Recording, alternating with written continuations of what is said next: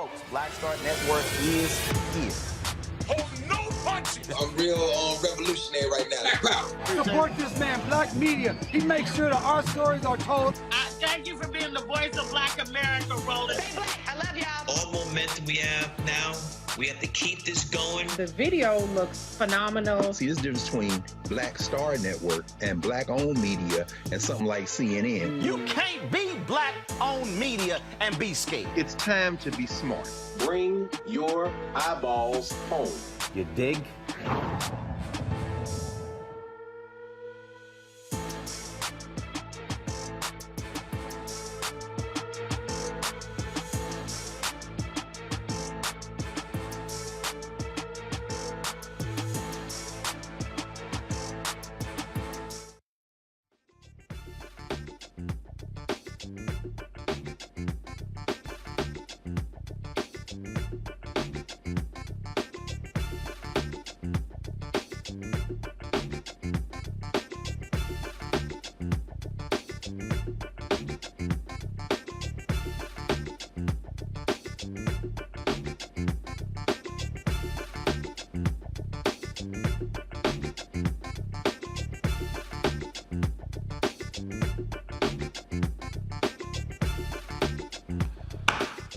Today is a Wednesday, July 13th, 2022, coming up on Roland Martin Unfiltered, streaming live on the Black Star Network.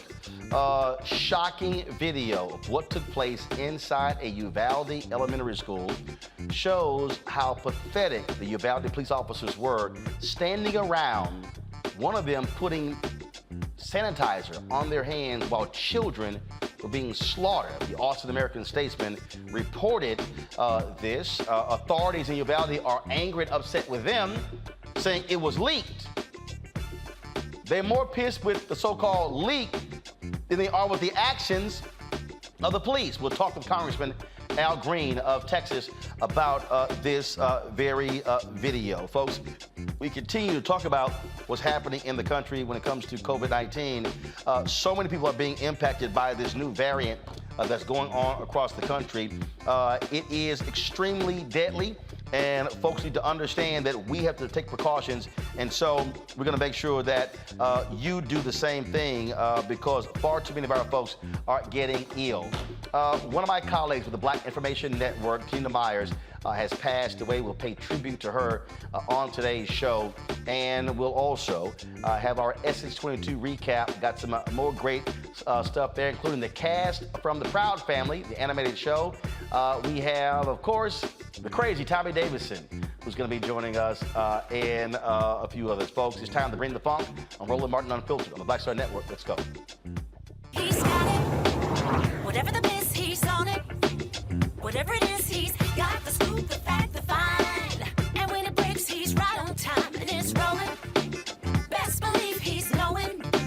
Putting it down from sports to news to politics. With entertainment just for kicks, he's rolling. It's on Go, Roll, y'all. It's Roland Martin, yeah. Rolling with Roland now.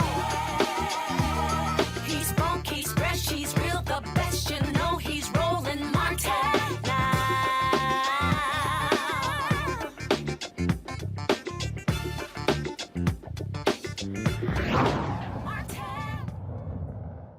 Disturbing video from inside of Robb Elementary in Uvalde, Texas, has been released by the Austin American-Statesman newspaper. Officials there are angry because they say they were going to be releasing the video on Sunday, but the newspaper released it on Tuesday. We want to warn you that some of the videos you're about to watch are extremely graphic.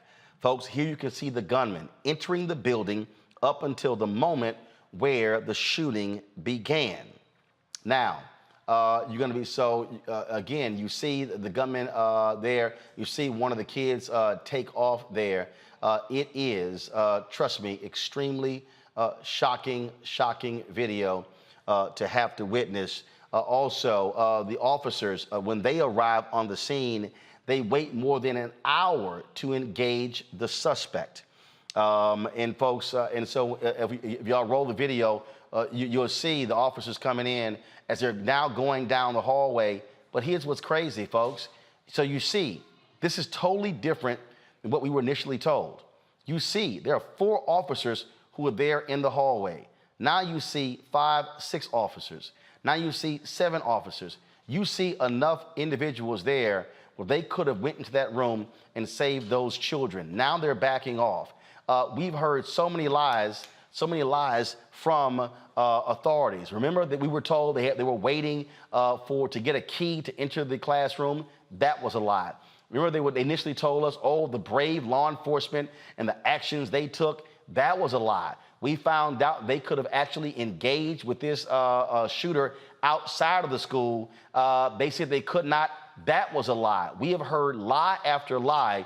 And in fact, the city of Uvalde, they tried to stop this from being released. Media outlets began to report. Here you have, guys, look at this here. You have 7 cops armed with assault weapons running away from one gunman. Remember, 19 children were gunned down. 2 adults were gunned down. And these cops, for more than an hour, were in that hallway. There's video of one officer, again, putting hand sanitizer on. There's another officer who was looking at his phone during the whole thing. It is utterly outrageous. Joining us now is Congressman from Houston, Congressman Al Green. Congressman, glad to have you on the show. Last night, there was a news conference, and there were parents who were upset that they did not get to see this video before it released. City officials were angry with the Austin American Statesman, saying they should have waited. Here's some of what the parents said last night. Another parent got a call saying that somebody got a hold of it. It got released and got leaked. And they didn't have our permission from us to do so. And it went on the air not too long ago, and they weren't supposed to do it without our consent. For one, they didn't have our consent, and we didn't want any audio, and these SOBs did it. It got leaked. We're very angry, and we want justice for our kids, and for this to be let out without us even being seen first. We are the parents that lost our children. We're supposed to do this together first, not for the world. We're suffering, and I know the world is suffering too, but these were our babies that were taken from us. So to the person that leaked it, screw you, and that's coming from me, Felicia Martinez, from all of us, screw you. Congressman Green, I understand the anger of the parents. Whoopi Goldberg was on The View, and she blasted the Austin American Statesman, saying that she said it was just wrong for them to do this here. I worked at the Austin American Statesman out of college. As a member of the media, and this has to be said, Congressman, that video, that's public records. The reality is, we have heard lies from day one, and the record needs to be corrected about what took place. And so I believe the American Statesman did the right thing by releasing the video, because all we have gotten from the city of Uvalde and from the Uvalde School District and from Texas Governor Greg Abbott have been lies. And this is the public right to know involved here. So just your thoughts about this whole sordid affair. Well, it's a sad, sordid affair. It's the kind of thing that you hope would never happen. And the pain that these family members are enduring is not something that anyone should have to suffer. It makes tears well in your eyes and your heart bleeds. I see the cover-up, and that's what it is. It's a cover-up. because this is very similar, not the same, but similar to the George Floyd video. But for the video in the George Floyd case, I don't think we'd have the verdicts that we have now. The video spoke the truth to power. This video speaks truth to power. And it shows persons, these good guys with guns, who are supposed to be able to take out bad guys with guns, standing around, cleaning their hands, sanitizing, talking to each other, hearing gunshots, hearing screams. I am told that there's a video with an audio that reveals the screams of the children. If all of this is happening, there has to be some accountability. Just as there was accountability for George Floyd, there has to be accountability for these families. These officers cannot be allowed to simply indicate they were waiting for additional support and help. They had guns, they had body armor, they had shields, and they didn't have the one thing that they should have had, and that was the will to save lives. This is what they were sworn to do. I regret that it happened this way, but they have to be held accountable. This is a cover-up, and every person who did not speak up about this is involved in this cover-up. Every person who is involved in it has to be punished in some way. And that, Congressman, is why I believe the American Statesman should have released this, because we flat out cannot trust anything that comes out of Uvalde. We can't trust any of it. We can't trust any. When they had that news conference and Beto O'Rourke stood up and called them out, they chastised him. How dare you, shut up and sit down. And they were all up there lying.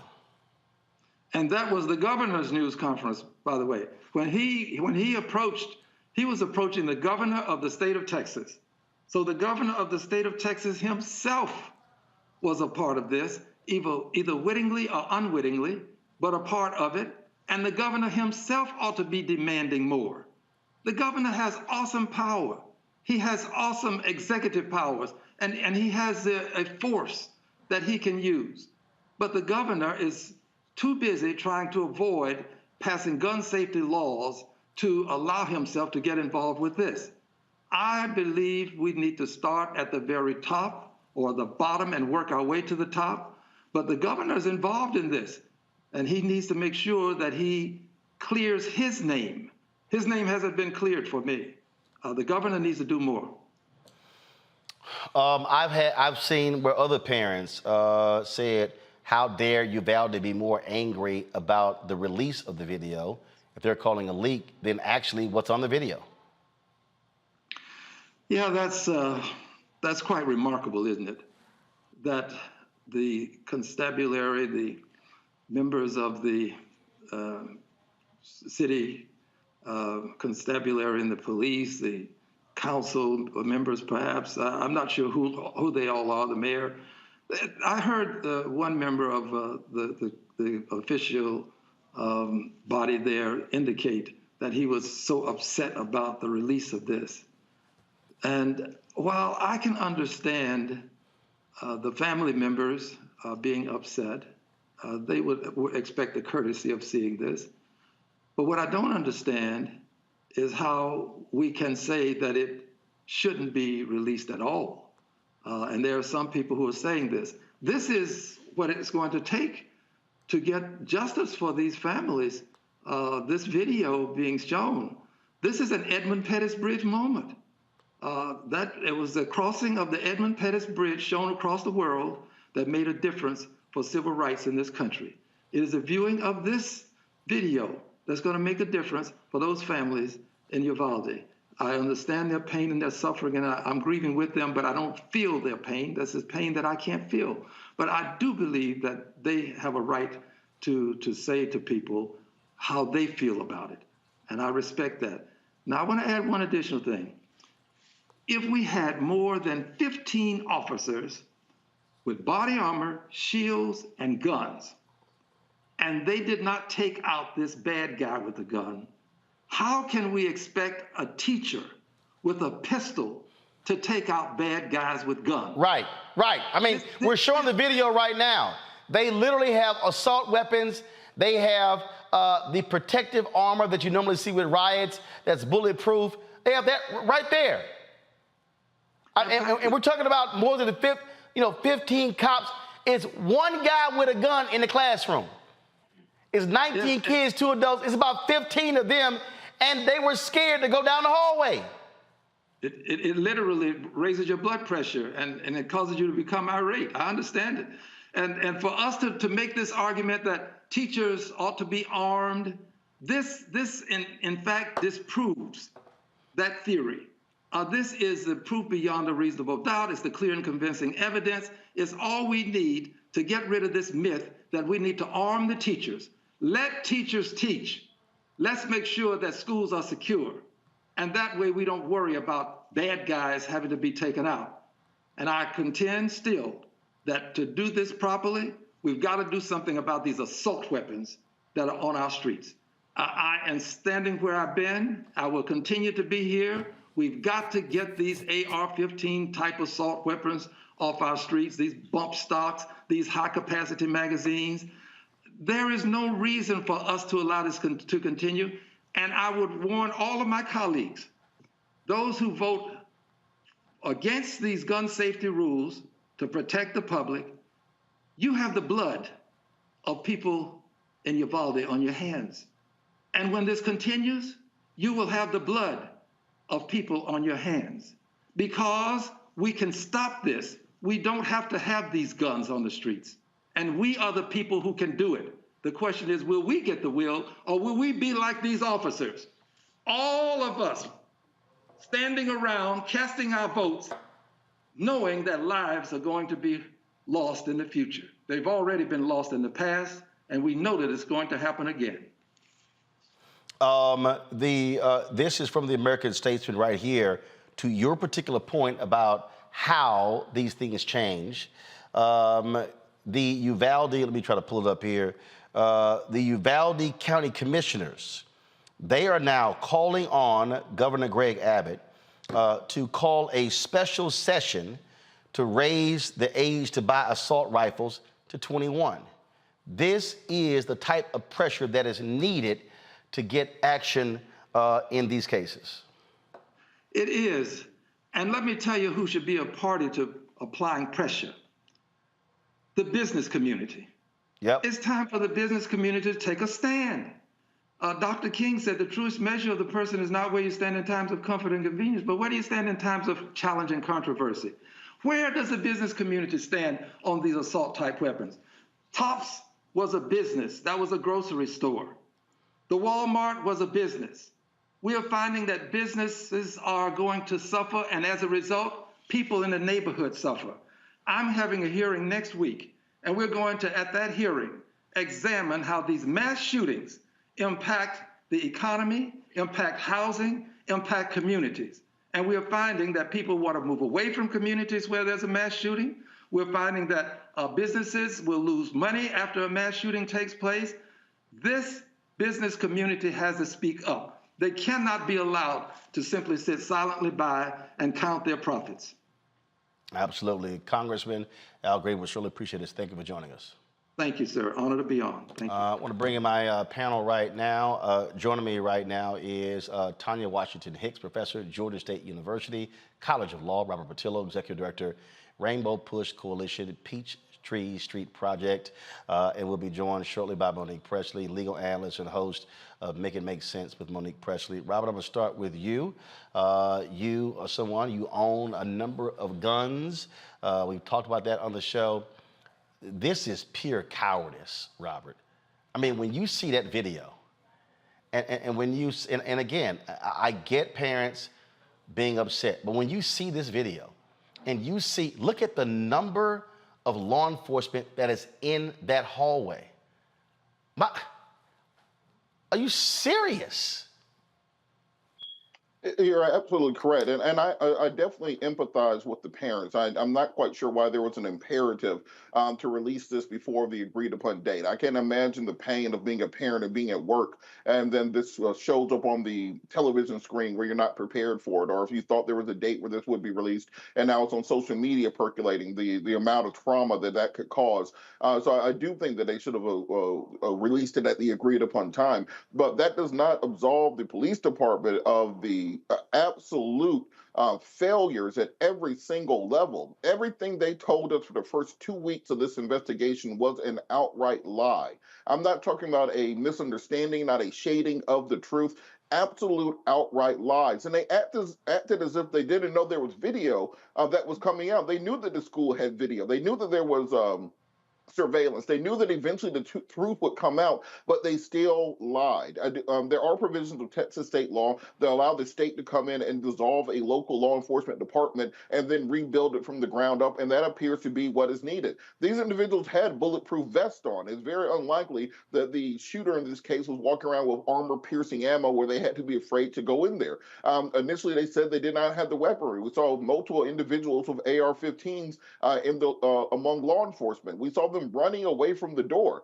The fact that they had the opportunity to engage this person prior to going into the school and were directly behind him going inside, and then listened to children screaming and being slaughtered directly in front of them, and did absolutely nothing. I don't believe anybody in this entire chain of command or in this police department should be allowed to keep their job at this point in time. You have to dissolve that department. It is corrupt from the bottom up, every level of leadership, and start over from the ground up.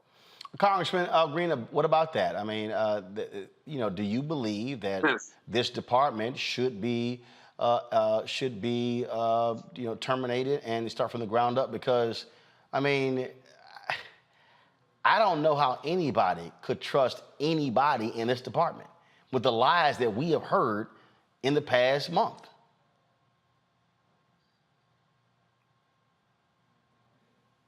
Should this department be dissolved and rebuilt, Congressman?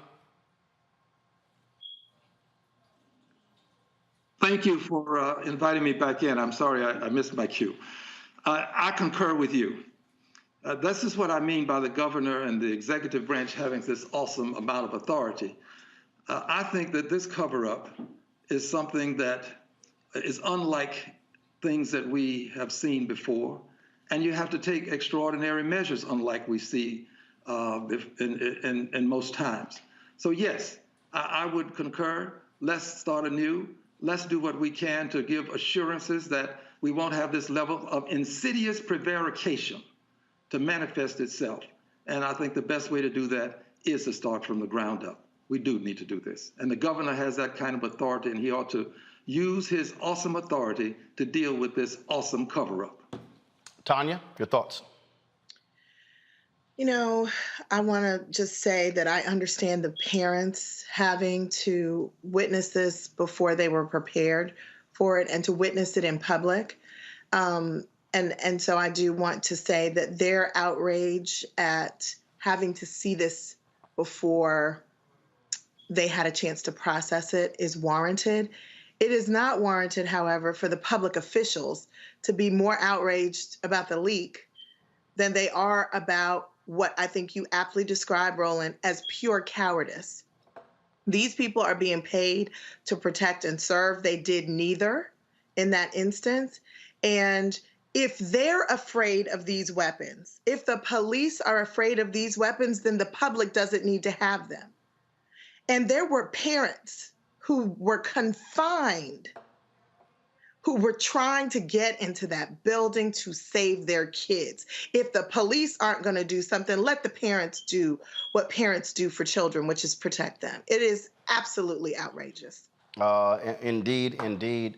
Monique Presley, we were just showing, we showed the video. We got Congressman Al Green on. And it's to watch that video and to watch the number of cops in that hallway for an hour. And we're not playing the audio for a reason, but they did nothing. They didn't even go, they stood outside. How do you, one gunman with an assault rifle, 15, 20 cops, and they did not engage knowing full well what was happening inside. I didn't hear anybody. Monique? Yeah. Again, your thoughts on the release of this video of the Austin American-Statesman, just showing the sheer incompetence of these Uvalde cops after they lied to us and talked about how just courageous and brave they were in this case. Oh, I'm sorry. I couldn't hear you, so I didn't hear the question the first time. Forgive me. But no, everything about this is hideous. It's a worst case scenario. It's a complete failure, lack of responsibility to do the one thing that they're responsible for, which is to keep us safe. There was a breakdown of protocols. There was an abandonment of position and of responsibility, to me, across the board. It is just, again, it's just incredible what we're seeing here. Congressman, do you believe that, I mean, we've seen the Supreme Court decision when it comes to the issue of guns in New York State. We saw, of course, the gun bill that was signed into law Monday by President Joe Biden. I would hope, I would really, really hope that Texans are really taking seriously this gubernatorial election and to show how Greg Abbott, Dan Patrick, and Republicans in the state have utterly failed Texans, not just when it comes to guns, but the number of mass shootings that have happened in Texas in the past 5 years. I mean, shoot, let's not even bring up the electrical grid and that absolute mess that's happening there. I mean, these people do not need to be in power. Well, you'll get an amen from me. If you want to add to the story, what about Hurricane Harvey and persons who are still suffering, and the way the government's land office in Texas thwarted the efforts to help people who are indeed in need of help, and tried as best as they could to send the money to people who were barely impacted by the hurricane. Houston was the epicenter of this hurricane, received over a trillion gallons of water. So yes, the list is long. And I contend that people ought to vote their interest. So if you had a problem with your electricity and you understand that it hasn't really been repaired, vote your interest. You're worried about Hurricane Harvey and similar thing happening to you because we are susceptible to these things. We live along the Gulf Coast. Vote your interest. If you think that guns in the hands of 18-year-olds is something that's liable, as opposed to making persons who sell these guns to these people liable, you still have to vote your interest. And I would also contend that these gun manufacturers, they have to be given the same treatment that other major corporations that deal with lethality have. They can't be immune from prosecution. And I'm talking about civil litigation. They can't. We've got to do something about that. So the governor has a lot on his plate. And if people will vote their interest, we'll probably have a new government in the state of Texas next year. Well, I certainly hope that is the case. Congressman Al Green, we appreciate it. Thanks a lot. Thank you, sir. All right, folks, got to go to a break. We'll talk about the abortion hearing taking place on Capitol Hill. Let's just say when you roll up against a black female legal professor, Josh Hawley, you may want to study up before you get on her bad side. We'll show you this exchange next. Roland Martin Unfiltered on the Black Star Network.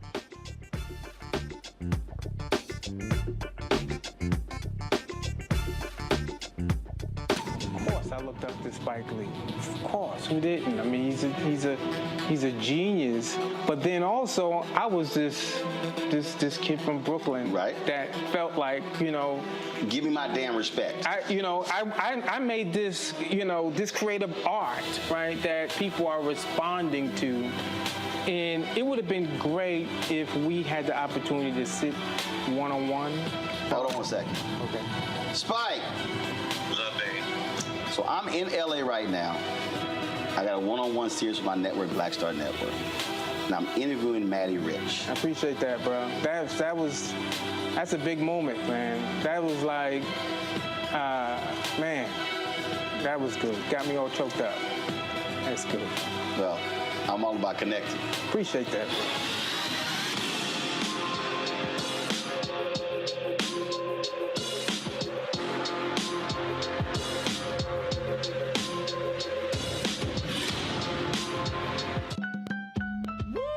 We're all impacted by the culture, whether we know it or not. From politics to music and entertainment, it's a huge part of our lives, and we're going to talk about it every day right here on The Culture with me, Faraji Muhammad, only on the Black Star Network.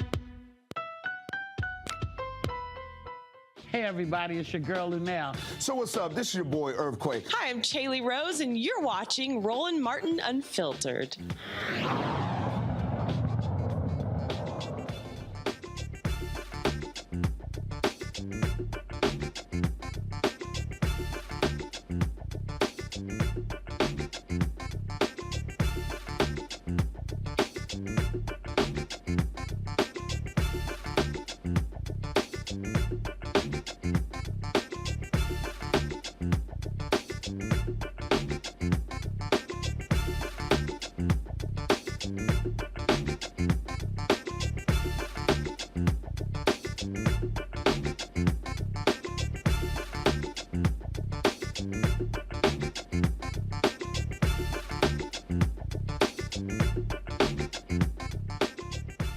All right, for the last couple of days, there have been hearings on Capitol Hill in the House and the Senate dealing with the issue of a woman's right to choose and reproductive rights. The hearing today in the House took place, but man, it's the one yesterday in the U.S. Senate that folks are still talking about.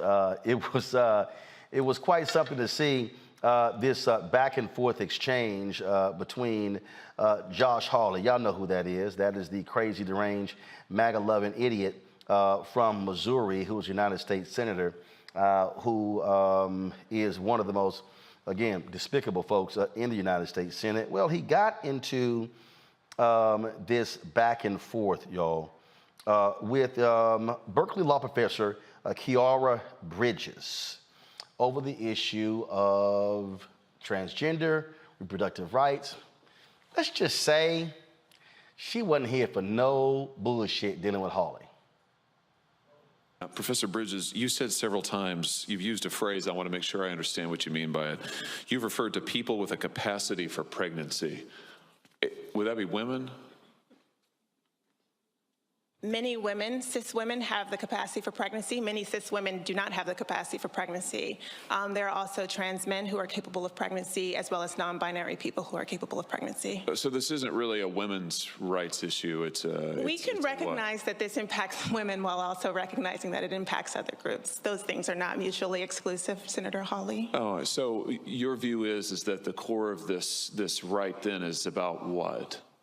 So I want to recognize that your line of questioning is transphobic, and it opens up trans people to violence by not recognizing that. Wow, you're saying that I'm opening up people to violence by asking whether or not women are the folks who can have pregnancies? So I want to note that 1 out of 5 transgender persons have attempted suicide. So I think it's important. Because of my line of questioning? So we can't talk about it? Because denying that trans people exist and pretending not to know that they exist. I'm denying that trans people exist by asking you if you're talking about women having pregnancies? Do you believe that men can get pregnant? No, I don't think women can get So pregnant. you're denying that trans people exist? And that leads to violence? Is this how you run your classroom? Are students allowed to question you? Or are they also treated like this, where they're told that they're opening up people to violence? We have a good time in my class. You should join. Oh, I bet. You might learn a lot. Wow, I would learn a lot. I've learned a lot just in this exchange. Absolutely. Extraordinary. Yep. You might learn a lot. That's a good one there. Senator Maggie Hassan of New Hampshire talked about the overturning of Roe v. Wade and how significant it is. That the end of Roe is not the final goal of anti-choice extremists. Their ultimate objective is to ban abortion nationwide. We have to hold the line against any efforts to enact a nationwide abortion ban and keep fighting to protect a woman's fundamental freedom. This is, after all, about whether women are allowed to make their own complex life and health decisions. Senator John Hickenlooper of Colorado shared a story regarding his mother on this issue. I was born in 1952, so the issues around abortion were of intense discussion, obviously, in those days. And my mother was a single mother, raised 4 kids by herself. And we discussed frequently the issues surrounding abortion. And this was kitchen table discussions. It was my mother's, no matter how lean our household budget may have been, she tried to give every year some donation to Planned Parenthood. Some years it was $10. But she felt that a woman who was forced to carry a child to birth that they were not ready for, that they didn't intend, was being forced to give up part of their life and to have challenges and obstacles that would make their achievements in life far, far more difficult and oftentimes would lead to devastating results. Now, what has also been quite interesting has been watching how Republicans have spent the last several days calling it a lie about a 10-year-old girl who was raped in Ohio and had to travel to Indiana to get an abortion. And if you want to see how these folks behave, check out this tweet here from Judge Legan. Let me get it here. A 10-year-old girl was raped in Jim Jordan's home state of Ohio. Jordan publicly called the story a lie. Then, after the rapist was arrested and confessed, Jordan deleted the tweet without any acknowledgement or apology, y'all. This is the tweet. The Washington Examiner did this tweet, said Ohio AG Dave Yost said his office has not found any evidence of a 10-year-old rape victim in the state who, according to reports cited by President Joe Biden, was 6 weeks pregnant and traveled to Indiana to receive an abortion. Now, that same Ohio AG, he said it was a lie. Here's Jim Jordan saying, another lie, anyone surprised? Guess who lied? Jim Jordan. Because the man who raped that 10-year-old was arrested today. And y'all, the backtracking of Republicans has been intense all day long. I'm going to pull up some other tweets in a second. And so it's really interesting, Tanya, to see again, how the GOP is playing this. They all got busted because, again, they lied. They kept calling everyone a liar. Now the person that's been arrested for raping that girl, and now they're all trying to backtrack saying, oh, it's good that someone got arrested. And then this whole, that whole back and forth, because I've been seeing, here leftists go. What the professor was saying when she said that a trans man can get pregnant, what she's talking about is if a woman, if there was a woman who became a trans man, can still get pregnant, but they call themselves a man. That's what she was explaining, correct? Yes, that is what she was explaining. That is what he clearly did not understand. And what we do in law school classrooms is teach people to think critically and logically. And he seemed frustrated by the fact that she was pointing out the limits of his understanding.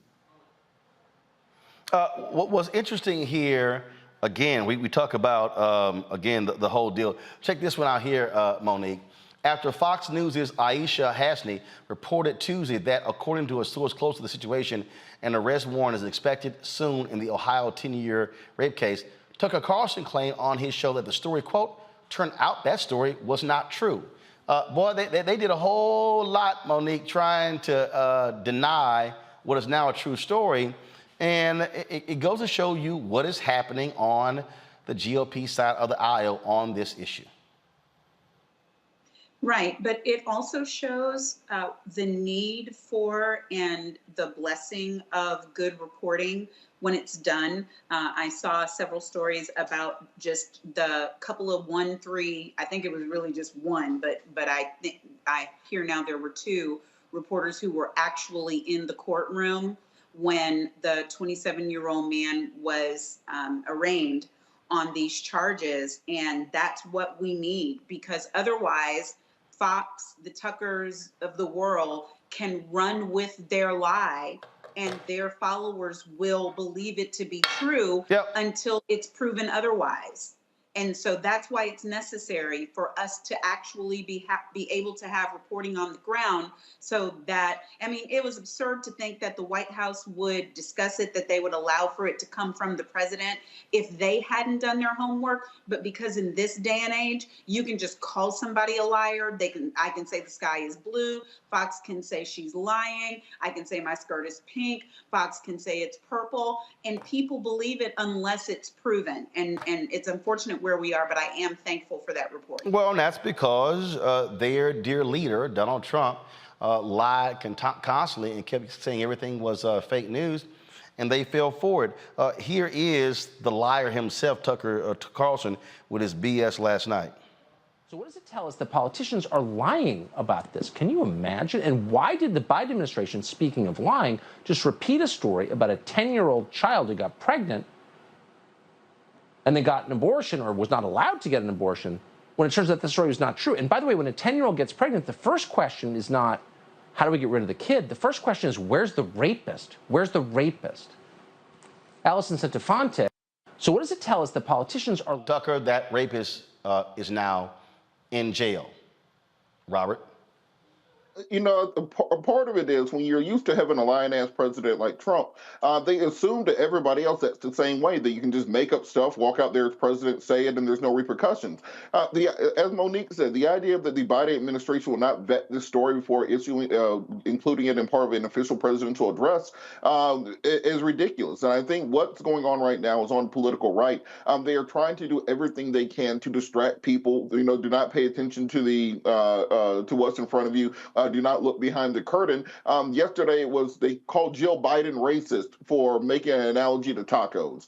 Today there's probably another thing in the Twitter sphere that they're trying to distract people with. And because of that, we've ended up with siloed information where the reality is pick your own adventure. You can literally just decide what you want reality to be and have an entire social media and news sphere which is built upon that fake reality that you exist within. That's how you end up with a January 6th. That's why you end up with people still thinking the election is stolen, despite how many times that's been debunked. And so we're going to have to start breaking down these walls so we can at least all agree that we exist within the same objective reality. And we can just get to the point of existing the same reality, we can get to solutions. But right now, we can't even agree on what reality actually is.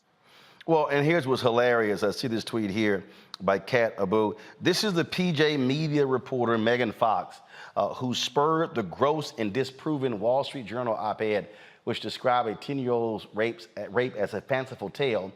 Fox is now taking credit for the rapist's arrest and ignoring her extremely gross 35-plus tweet thread from a week ago. And they show these tweets. Here's Fox saying, I should delete my account for exposing that no media was looking for a rapist and was only interested in political weaponization of child rape. First of all, it's not the media's job to look for a rapist, it's the police. Would this arrest have happened if I love this one here. Would this arrest have happened if no one asked questions about the shoddy reporting of this heinous act? I'm glad someone was arrested. Then this next one, let's see here. And then she goes, the story about a 10-year-old pregnant girl who had to go from Ohio to Indiana for an abortion gives me serious pause for a number of reasons. There are many red flags. I'm going to detail them here. Okay, that's how fake PJ Media. And then she goes, number one, a pregnant 10-year-old is evidence of a heinous crime against a child. But in every article, and there are so many, there's no mention of criminal investigation, no police involvement, not even a town where this allegedly occurred. But now we know that's, go ahead. But Roland, the part that is hideous about this coming from a woman and a reporter is... Put reporter in quotes. is ignoring the reason why you're not supposed to know the town. You're not supposed to know there's an investigation. You're not supposed to know the child's name. Adult women are protected in these circumstances. How much more should a 10-year-old child be protected? It's not that there is an investigation or that the Biden administration doesn't have access to the facts, especially if the parents of the child chose to share them, but the rest of us are not supposed to know because this baby is gonna have to try to live after this. Right. It's horrible enough what has happened. We're not supposed to be able to prove that she exists, know her name, know any of these facts. I mean, there are actually laws, rape shield laws in place, especially for minors, so that this doesn't happen. And everyone who's saying, but can you prove it? Can you prove it? Sounds idiotic, especially Tucker. The real issue is where's the rapist? No, fool. The real issue is this baby. Parents care more about what happens to this child than what happens to the racist, or they're not real parents. Yeah, I just, and again, you know, what we are seeing here, Tanya, we are seeing folks on the right who are desperate to demonize folks on the left by any means necessary because their agenda is real simple. And their agenda is flat out. It is to go after contraception. It is to go after so many other rights. They're not stopping. They're not stopping at the Supreme Court overturning Roe v. Wade. No, they're not. That was just the tip of the iceberg. I mean, there's a whole lot of rights that are part of the privacy rights interests that were codified by the Roe decision that now no longer exist. And I want to go back to something Monique said. There, unfortunately, because Roe has been overturned, there will be many more 10-year-olds who have to give birth to children that they became, that they became pregnant with because of a rape, because they will not have that option. Their parents will not have the option to give them some privacy in the wake of a traumatic experience where they don't have to give birth to a child that exists by virtue of a violent sexual violation. And so we don't have statistics on the number of 10-year-olds who are raped, but we will. And those statistics will be by virtue of the births that will take place that should never have happened, because now these young girls do not have any other option but to give birth to these children. Yeah, and again, and let me just go ahead and just do this here because I really appreciate how stupid he is. One of the truly dumbest people out there on the right is this idiot Clay Travis, who's supposed to be a sports person. Now he's into politics, but he frankly don't know shit about sports. This is what dumbass Clay put. Everything Joe Biden said here appears to be a lie. Ohio allows abortion for rape children, and more importantly, there is zero evidence this actually happened. Then he tweeted again, media reports of a 10-year-old being raped in Ohio and having to leave the state for an abortion appear to be completely made up. Really? Let's see here. Clay Travis rips apart Indy Star and the rest of the leftist media for allowing the story about a 10-year-old seeking an abortion to go viral. We have one more for this idiot Clay Travis. Yeah, updating this viral story. A 27-year-old illegal immigrant in Ohio has been arrested for raping a 10-year-old girl. The girl could have gotten an abortion in Ohio under state law per the AG, but traveled to Indiana to have the abortion instead. Oh, but Clay, did you leave out that you are a lying scumbag? Oh, I guess you forgot those tweets, huh? Yeah, I guess so. That's how they roll. Folks, just understand what we're dealing with. You're dealing with the kind of liars that exist. Here's Congressman Jamie Raskin of Maryland, who says the right to an abortion should be up to a woman.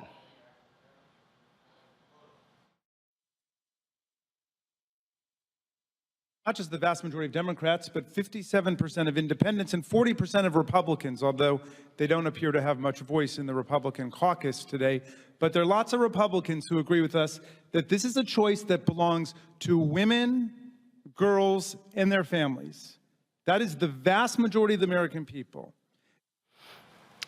But that's not how they want this to be. All right, folks, got to go to a break. When we come back, we'll talk inflation. It has gone up, continues to go up, has a direct impact on the poll numbers of President Joe Biden that's going down. Democrats are fearful that that's going to have a negative impact on their chances to win, to keep the House and the Senate in November.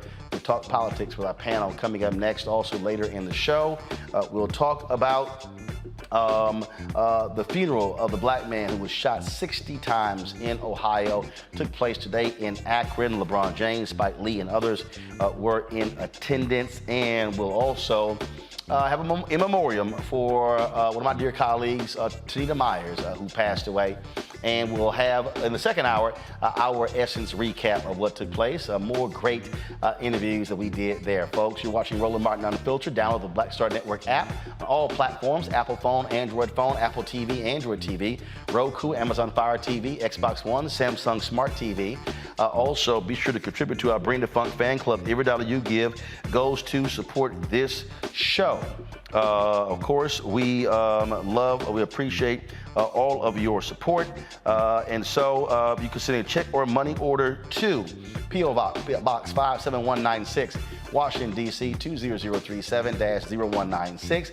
Cash App is $RM Unfiltered. PayPal is R Martin Unfiltered. Venmo is RM Unfiltered. Zelle is Roland@RolandSMartin.com. Roland@RolandMartinUnfiltered.com. Shout out to Karen, Deborah James, Oliver Rice II, Mata, and Cheryl Jackson. All of them who sent us support via Cash App. Oliver Rice. Second as well. Let's see here. Did I leave anybody out? Cherry Jackson, Charles Phillips, Gregory Hampton, Krista Burnett, Peggy Porter, LaBrenda Williams, Matthew Price, Cordell. I want to thank all of you. Vondale Morgan, Christopher Shepard as well. We'll be right back, y'all.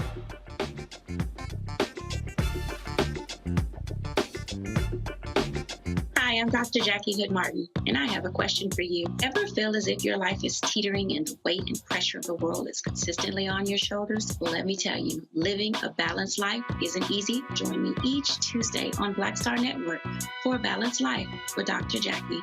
We'll laugh together, cry together, pull ourselves together, and cheer each other on. So join me for new shows each Tuesday on Black Star Network, A Balanced Life with Dr. Jackie.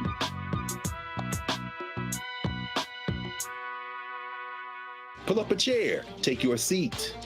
The Black Tape with me, Dr. Greg Carr, here on the Black Star Network. Every week, we'll take a deeper dive into the world we're living in. Join the conversation only on the Black Star Network. You want me to do something crazy, but I don't know what to do. I'd rather just sit here.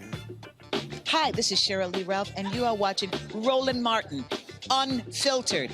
I mean, could it be any other way? Really? It's Roland Martin.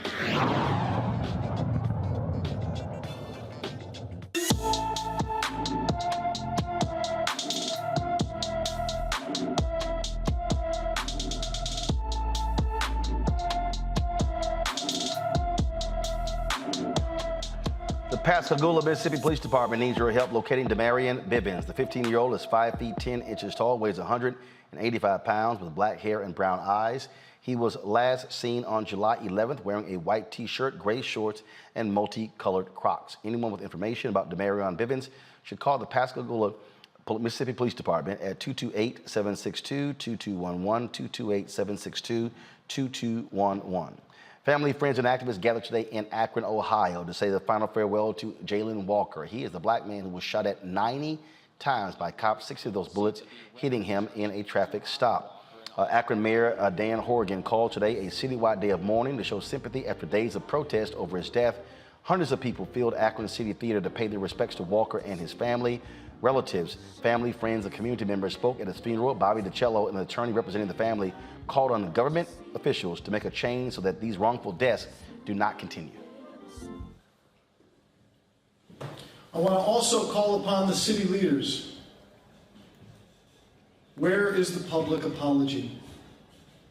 We need the public apology.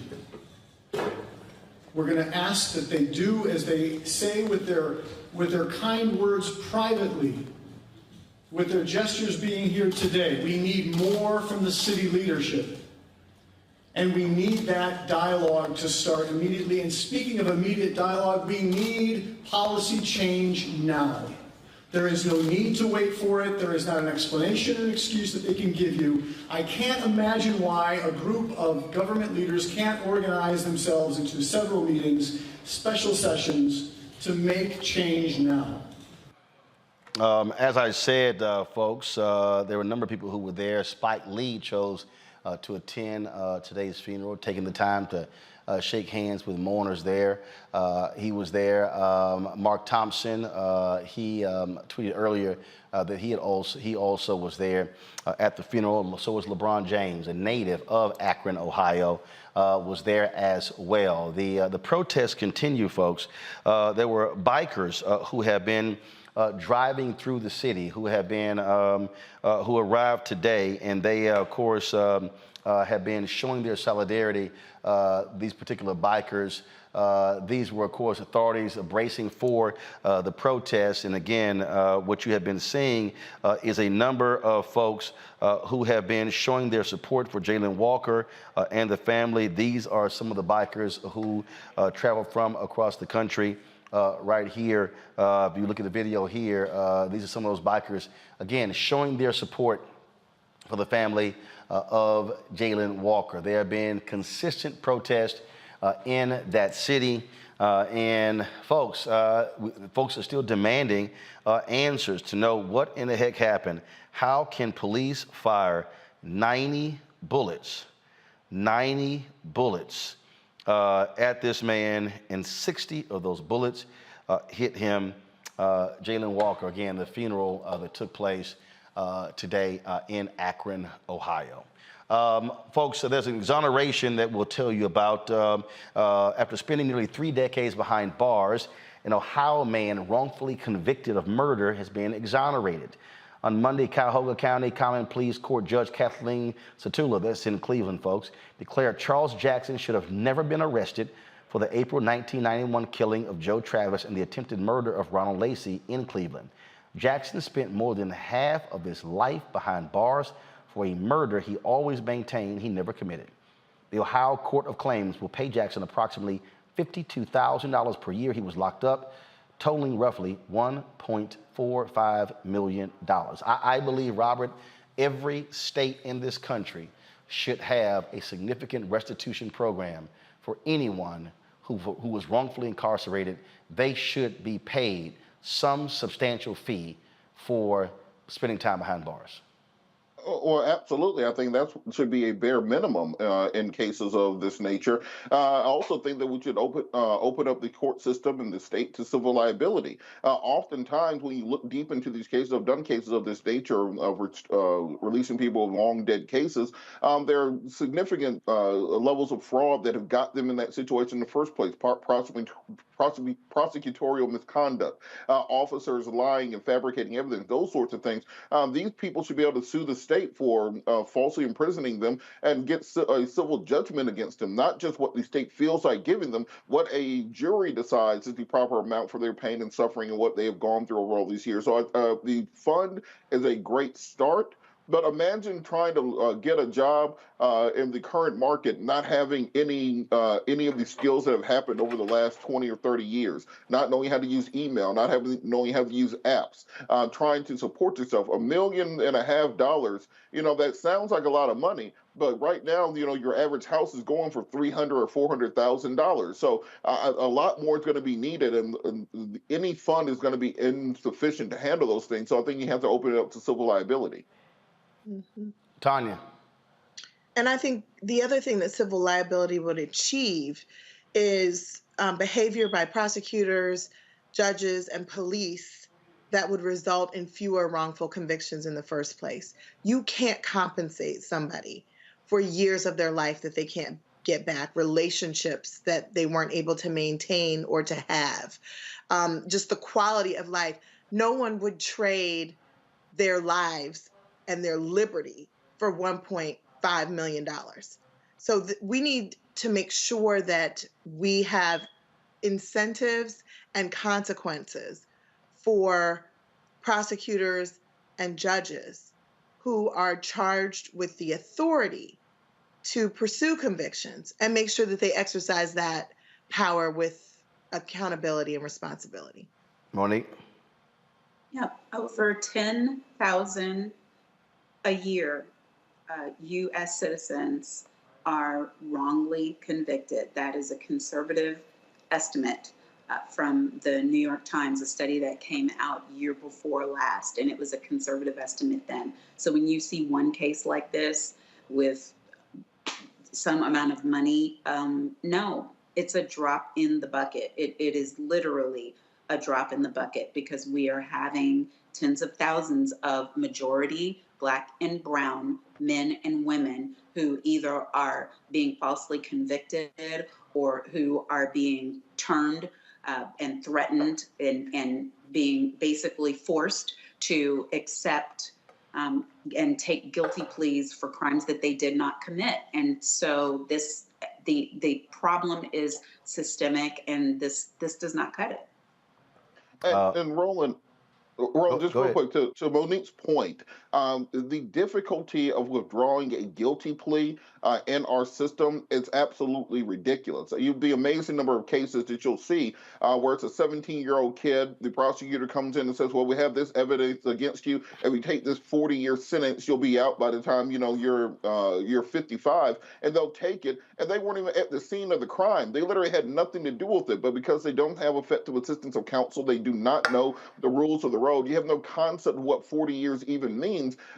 You could do an entire TV series or a Netflix documentary just on that. So we have to reform this system from the inside out. And as much as the victim's fund is a great idea, the only thing that changes behavior is either prosecution or civil judgments. And talk about changing behavior. A Missouri family, a Black man detained and beaten by police by hospital security guards in St. Louis. They filed a lawsuit.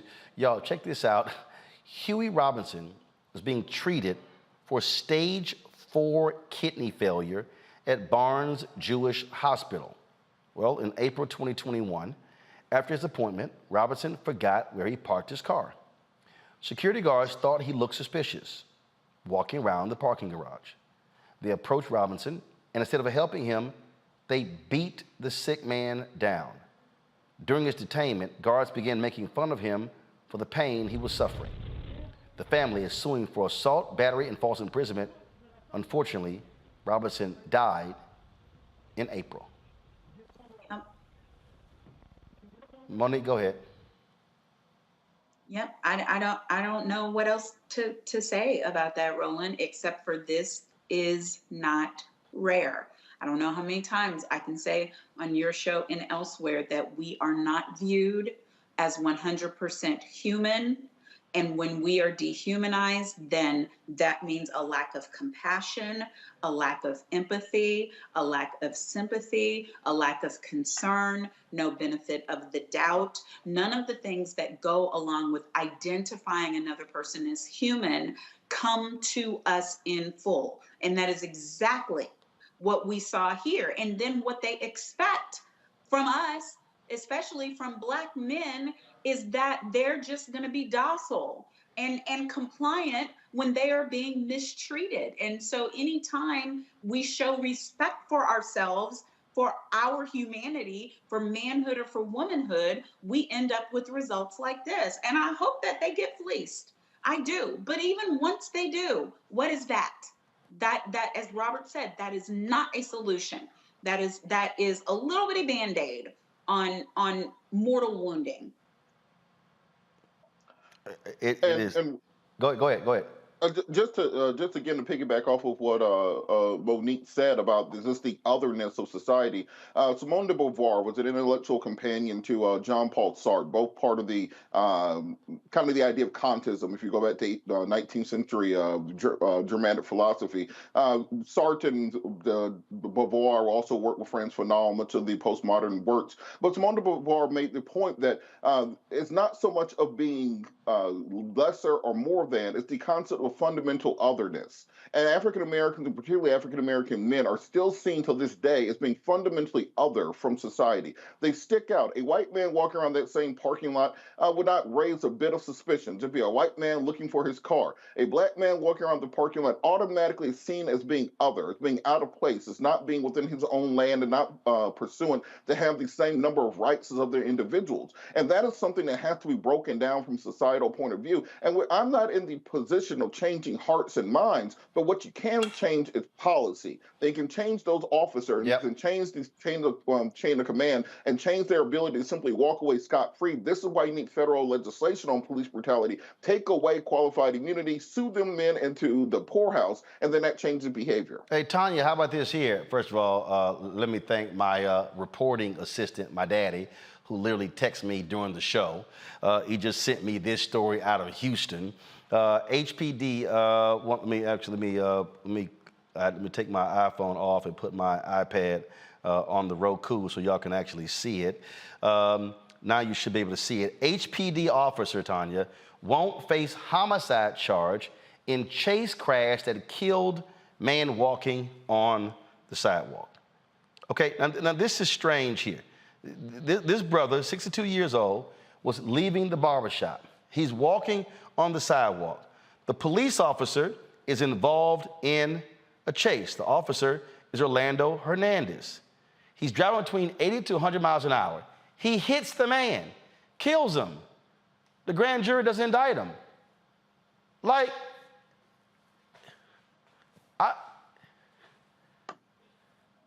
So, cause his own death? Tony, this is nuts. I mean, I'm sorry. What? He's protected because he was involved in a chase and he was going to assist other officers dealing with some teenagers who carjacked the car? A man is dead because the cop hit him and nothing happens to the cop. He's on paid administrative leave. And there are some jurisdictions that have laws that limit officers' ability to engage in high-speed chases for this very reason. But I think, the idea of our basic humanity means that no matter the lack of humanity that's attributed to us, means that no matter what we're doing, looking for our car, walking down the sidewalk, engaged in a conversation on a cell phone, in a store, there is no safe place where there are officers and citizens who do not perceive that Black lives matter. Here's what's crazy, Monique. As Hernandez sped toward the intersection of Reed Road and Scott Street, body cam video shows the officer turned the steering wheel nearly 180 degrees to avoid hitting other cars. His cruiser slid slightly right, going up onto the sidewalk and hitting Jackson before slamming into a nearby dumpster. Investigators with HPD's Vehicular Crimes Division wrote that Hernandez was, quote, traveling at an unsafe speed and performed a faulty evasive action in the crash report. I dare say that if Monique, Robert, or Tanya, or myself was driving 80 to 100 miles an hour and we rolled up on the sidewalk, hit somebody, and then hit a dumpster, it's a good bet at a minimum we will be charged with vehicular manslaughter. Right. I mean, we would be, but we can't ignore the reason why we would be. We're not in any jurisdiction given the permission by law to conduct and participate in high-speed chases. So anytime that we're doing that, whether we're doing evasive maneuvers to avoid other cars or not, whether we accidentally hit someone on the sidewalk or not, if we're driving drunk, if we're driving at a high rate of speed, et cetera, then the laws apply to us as civilians. It's not the same laws that apply to him as a police officer, and that is tragic, but I do not believe that that is criminal. But here's the crazy part. But here's the crazy part. Officers, here's the deal. He actually wasn't chasing somebody. He was on his way. The story says officers were on their way to help another officer arrest 5 teenagers involved in an alleged carjacking and chase. Right. Well, but you're given permission to use elevated speed under whatever the jurisdictional laws are. This will be a civil suit, obviously, although in Texas, unfortunately, probably not a profitable one. And when administrative leave is over, there'll be a determination made as to whether the actions that were taken were in accords with the departmental guidelines or not. But I'm not at all surprised that the jury found that there would not be criminal charges in this case. Absolutely crazy. All right, folks, got to go to break. When we come back, is white dude blames Black Lives Matter or defacing his property. His dumb ass did it. Now he in jail. Also, Mary McLeod Bethune, her statue is now in Statuary Hall, representing the state of Florida. We'll show you the unveiling that took place today. You're watching Roland Martin Unfiltered right here on the Black Star Network.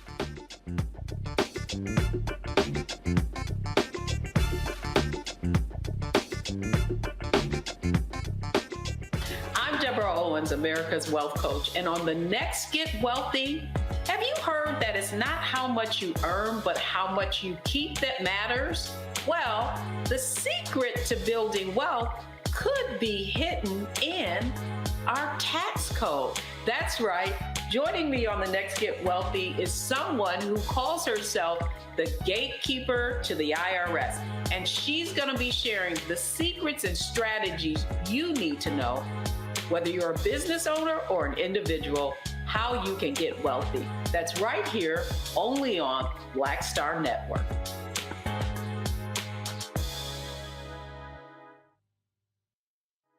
Pull up a chair, take your seat. The Black Tape with me, Dr. Greg Carr, here on the Black Star Network. Every week, we'll take a deeper dive into the world we're living in. Join the conversation only on the Black Star Network. Hi, I'm Vivian Green. Hey everybody, this is your man Fred Hammond, and you're watching Roland Martin, my man, Unfiltered.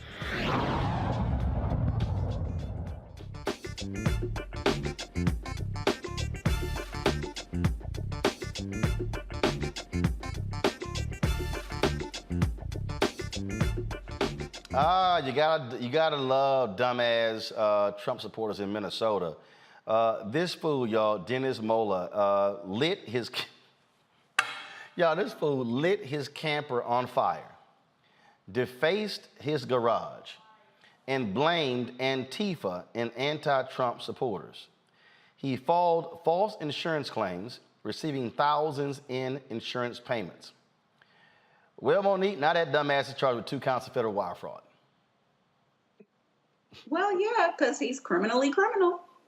I mean, that's nothing but scheming and blaming the black folks. Caught.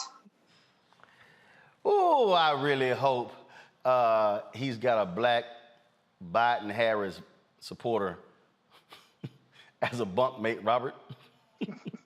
Well, this is part of what we've seen throughout this entire movement for Black Lives over the course of the last decade. On the political right, they have so demonized the concept of Black Lives Matter, so demonized the idea of fighting back against fascism, that they've now turned people who simply want a better and more just society into the Legion of Doom, and they will blame them for literally anything and think they can get away with it.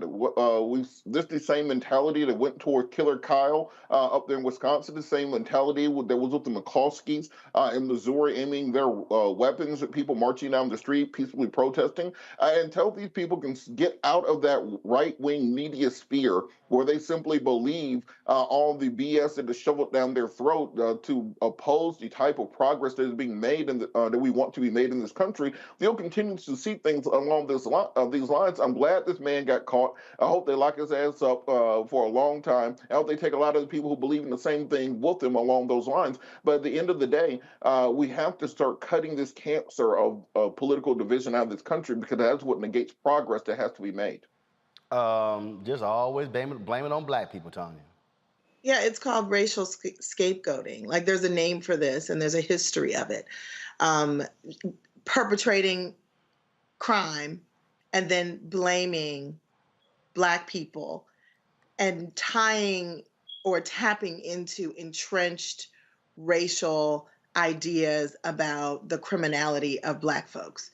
So he's lied about this. I'm glad he got caught, and I hope it's a warning to other people who are inclined to engage in similar behavior to think twice and not do it. Well, that's how they do it. All right, folks. One of the white domestic terrorists has been replaced in Statuary Hall in the U.S. Capitol. Today, the statue of Mary McLeod Bethune was unveiled. Of course, Florida, every state sends at least two. They get to pick two statues, represent them. Well, folks chose to get rid of the statue of Confederate General Edmund Kirby Smith, represent Florida, and Mary McLeod Bethune, who founded Bethune-Cookman University, the only HBCU established by a black woman. Of course, that was what replaced her. She, of course, also helped establish the United Negro College Fund and the National Council of Negro Women, involved working with them. She also served as a presidential advisor for Franklin Delano Roosevelt. Florida State Representative Frederica Wilson was among those who spoke at today's unveiling. Countless slaves tunneled to freedom because one woman led the way. The civil rights movement began because one woman refused to move. We got a seat at the table because one woman brought a folding chair. Poor children in Florida were educated because one woman would not give up. Harriet Tubman, one woman. Rosa Parks, one woman. Shirley Chisholm, one woman. Dr. Mary McLeod Bethune, one woman. Each launched a movement. Each forever changed the way we see our world. So today, we are rewriting the history we want to share with our future generations. We are replacing a remnant of hatred and division with a symbol of hope and inspiration, one woman. Because today, we place Mary McLeod Bethune in Statuary Hall in her rightful place among our nation's giants of history. I cannot think of anyone more befitting to occupy this space of grandeur. Here's another AP story.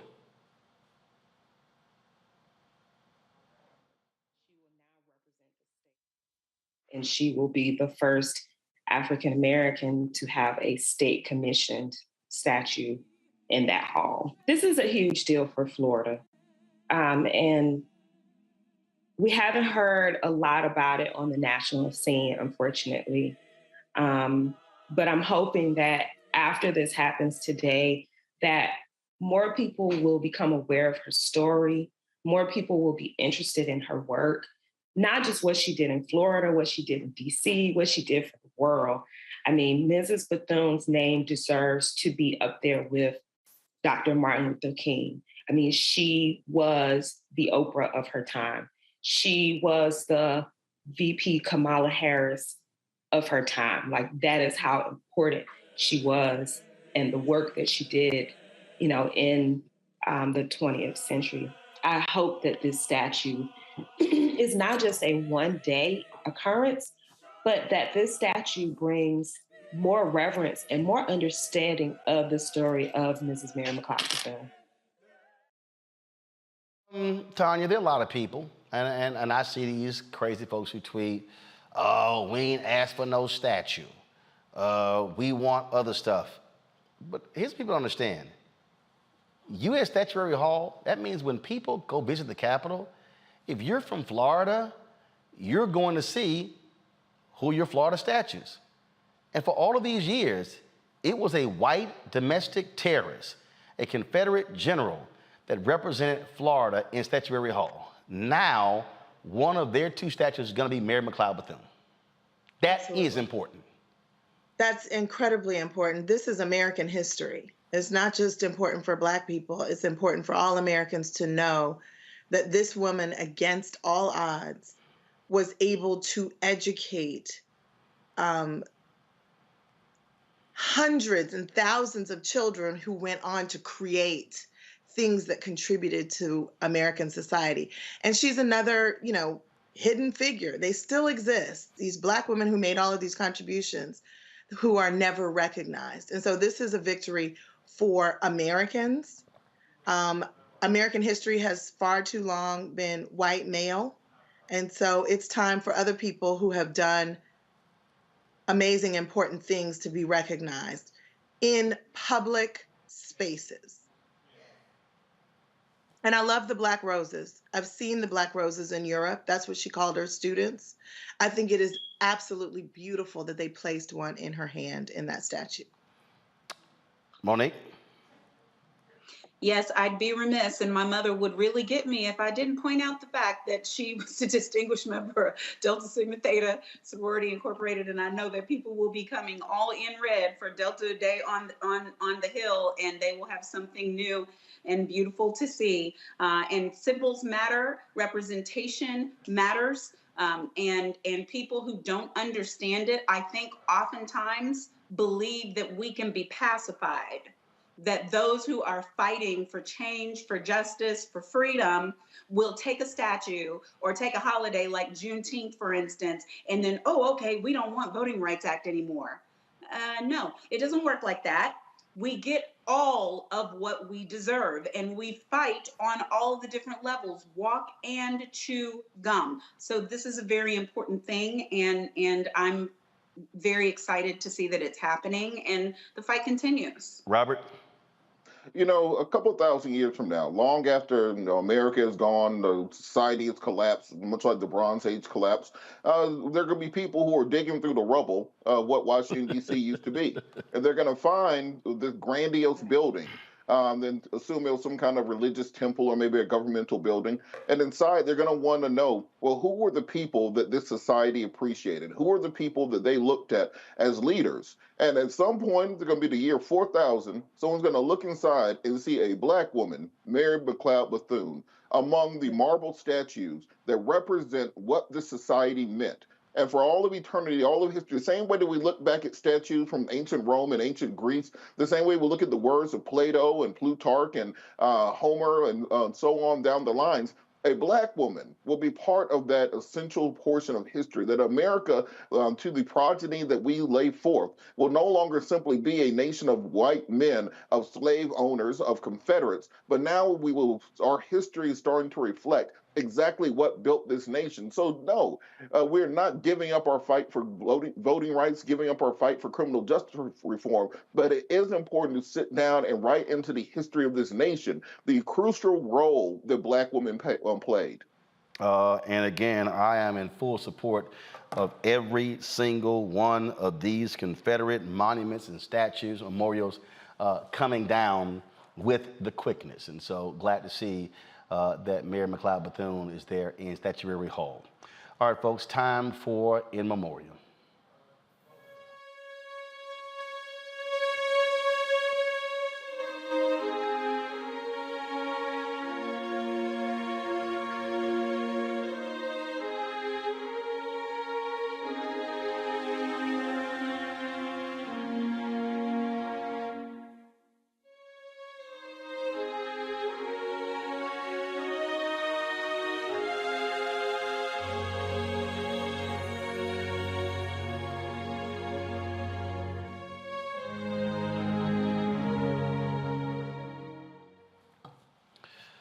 Folks, it was 1 week ago when I was driving in Birmingham. Henry and I were in the SUV trying to deal with the wreck that our driver, Deshaun Smith, was in, where our Sprinter was total. And I got a text from John Murray asking me if I heard what happened to Tanita Myers. I told him I didn't. I immediately called him, and he said that it was at Essence Fest where she collapsed and was found unresponsive, was rushed to the hospital, but was brain dead. It has been very difficult for the past week. She had been on life support. We were hoping and praying for the best, but unfortunately 2 days ago, her family took her off life support at 2:26 p.m. Arizona time, which was the exact time she was born 49 years ago. Well, at 4:44 a.m. this morning, New Orleans time, Tanita passed away. Tanita Myers is someone many of you probably have never known, have never seen, because she worked behind the scenes in radio. She was the vice president, head of news operations at the Black Information Network via iHeartRadio. Don't play the video just yet. She and I worked together at the Tom Joyner morning show. She was with Reach Media, and she was our liaison with TV1's News One Now. I last saw Tanita literally Friday at Essence Fest. We were at the McDonald's brunch. She was her usual loud self. She had this unbelievable laugh, and she always enjoyed life. And so I saw her and we hugged. And what his was crazy. I don't even think I have a picture with Tanita because, again, she didn't like taking pictures. I had to actually send an email out, text to get from her family, send us the photos. She just rarely took photos. She was a truly behind-the-scenes person. On Friday, again, so we saw her Friday. Saturday, the next day, July 2nd, was her 49th birthday. She was just fine. She was with friends. And that night, she was supposed to go to a birthday dinner. She never made it. Her friends called her room. There was no answer, and then they called her cell phone. And that's when the EMTs answered and said that she was being rushed to the hospital and had been found unresponsive. Today, I talked to Willie Moore Jr., who is a syndicated radio show host with Reach Media. He had actually talked to her Saturday night around 7:30. And so it was Tanita who called the front desk, said she was not feeling well, and that's when they dispatched the ambulance. And we don't know exactly what happened, what was the cause, but for the most part, from that night on until today, she had been brain dead. She was an extraordinary radio professional, someone who was filled with spirit. She actually called herself the whitest black girl. You know, we used to always joke because, of course, I'm always talking about black history and stuff like that. And Tanita would be like, Roland, I don't know what the hell you're talking about, because I was raised in Arizona, and so I used to mess with her all the time. But she was absolutely full of energy. She was the one who I would send my commentaries to every single day. The Black Information Network, I would get a text message from her saying, hey, did I miss your commentaries whenever I was late? And so then I would fire them off. She was a huge supporter of mine. When they launched Black Information Network, Tanita, actually even before that, she was working for a syndicated radio show and she wanted me to do some stuff with them. And then they launched Ben. She told them, we can't launch a black radio network and not have Roland Martin.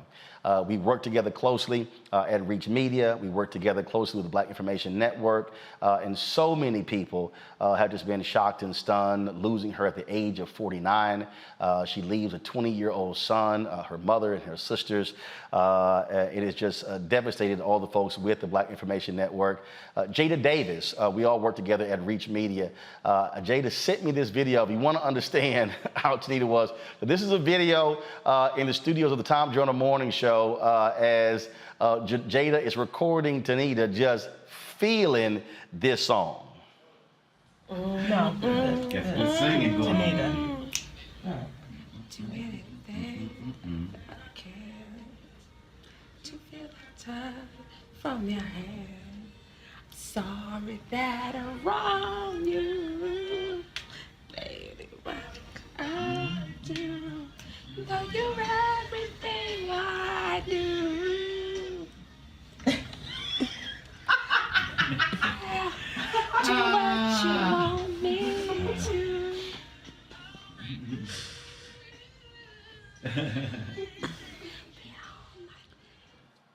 I think I could never play Robin Thicke's song because Tanita would always say, ooh, that's my husband in my mind. Tanita was absolutely hilarious, absolutely outlandish, and was loads of fun. And I can tell you, it was difficult when you get the word and literally it was someone you had hugged just the day before who passes away. And so certainly condolences to her family.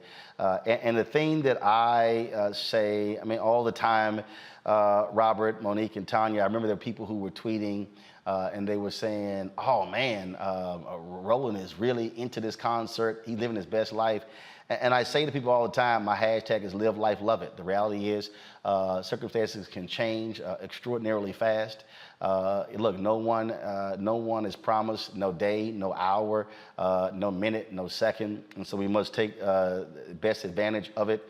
And so Tanita was one of the folks who did that. And so, I remind people all the time, don't put off tomorrow what you literally could do today, whether it's to call someone, to hug someone, just to say hi, just to say I'm checking on you, because you may never get that chance.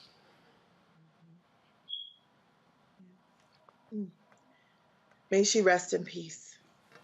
So we have not gotten any of the funeral details. We certainly will pass that on. But again, so many saddened hearts with Reach Media as well as iHeartRadio's Black Information Network for my good friend Tanita Myers, 49 years old, who is now an ancestor.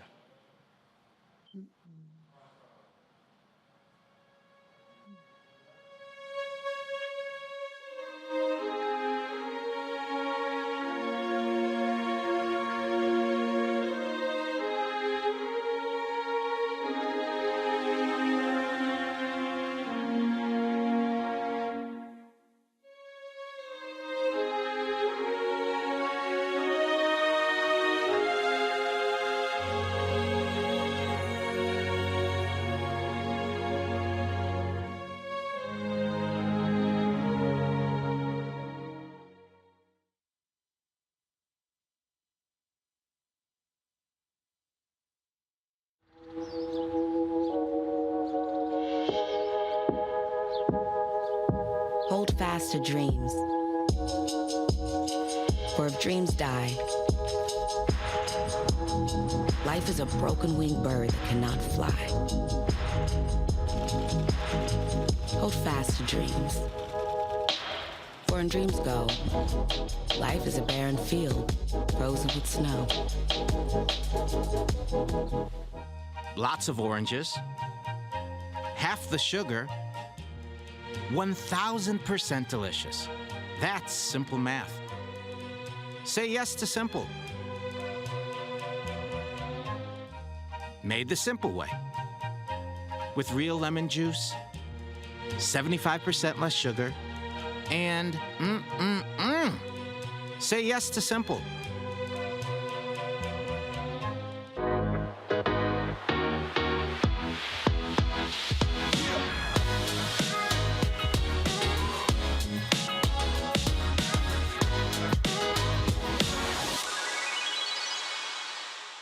I am Bruce Smith, executive producer and creator of The Proud Family, Louder and Prouder, and you are watching the Black Star Network.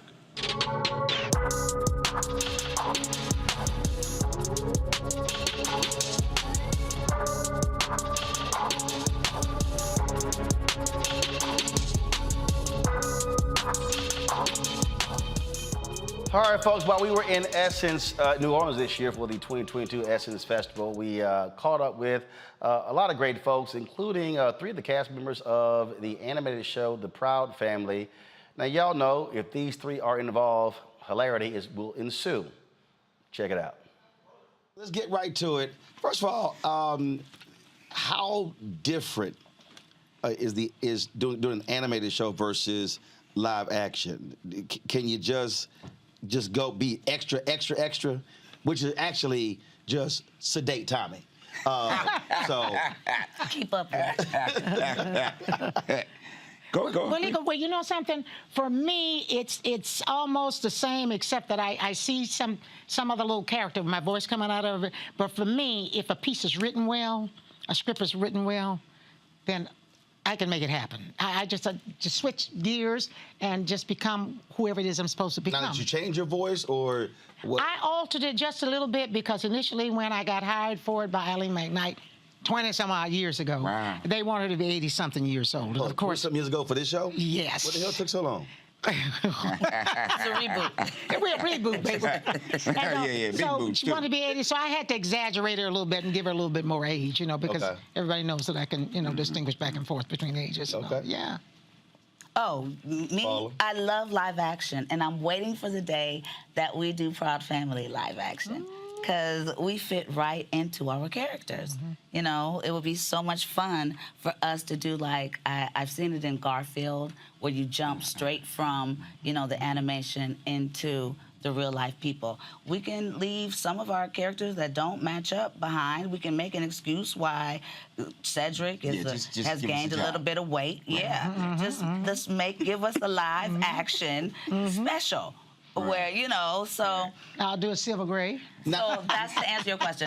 Although I love going to work and not having to do the hair and makeup, live action is fun. Now, are y'all recording in the same space at the same time? We used to. We used to, but the pandemic came along. Right. So we were doing it from home, and then once it lightened up, we said, well, why do we have to get in traffic? You know, we just might as well go ahead and do it. Right. And but it's a different energy though when you're in the same room. I mean, I can tell you, doing a television show, having a panel is different than if they're on Skype or Zoom or on FaceTime. Well, you know what? In reality, and all, I think we only were together maybe 3 or 4 times. I think the magic for me, and all, I think I did 3 shows with Tommy, maybe 2. And I got to do with Paul. And Pappy, I don't think I ever did one with him. Right. I know the character so well. I know their energy so well. I hear their voices very well. I know exactly what they're going to say and how they're going to say it. So I didn't need to, when we got dropped back, I didn't need to have them physically there. I already had them spiritually there. So what you're really saying is you don't like being around people. No, I love it.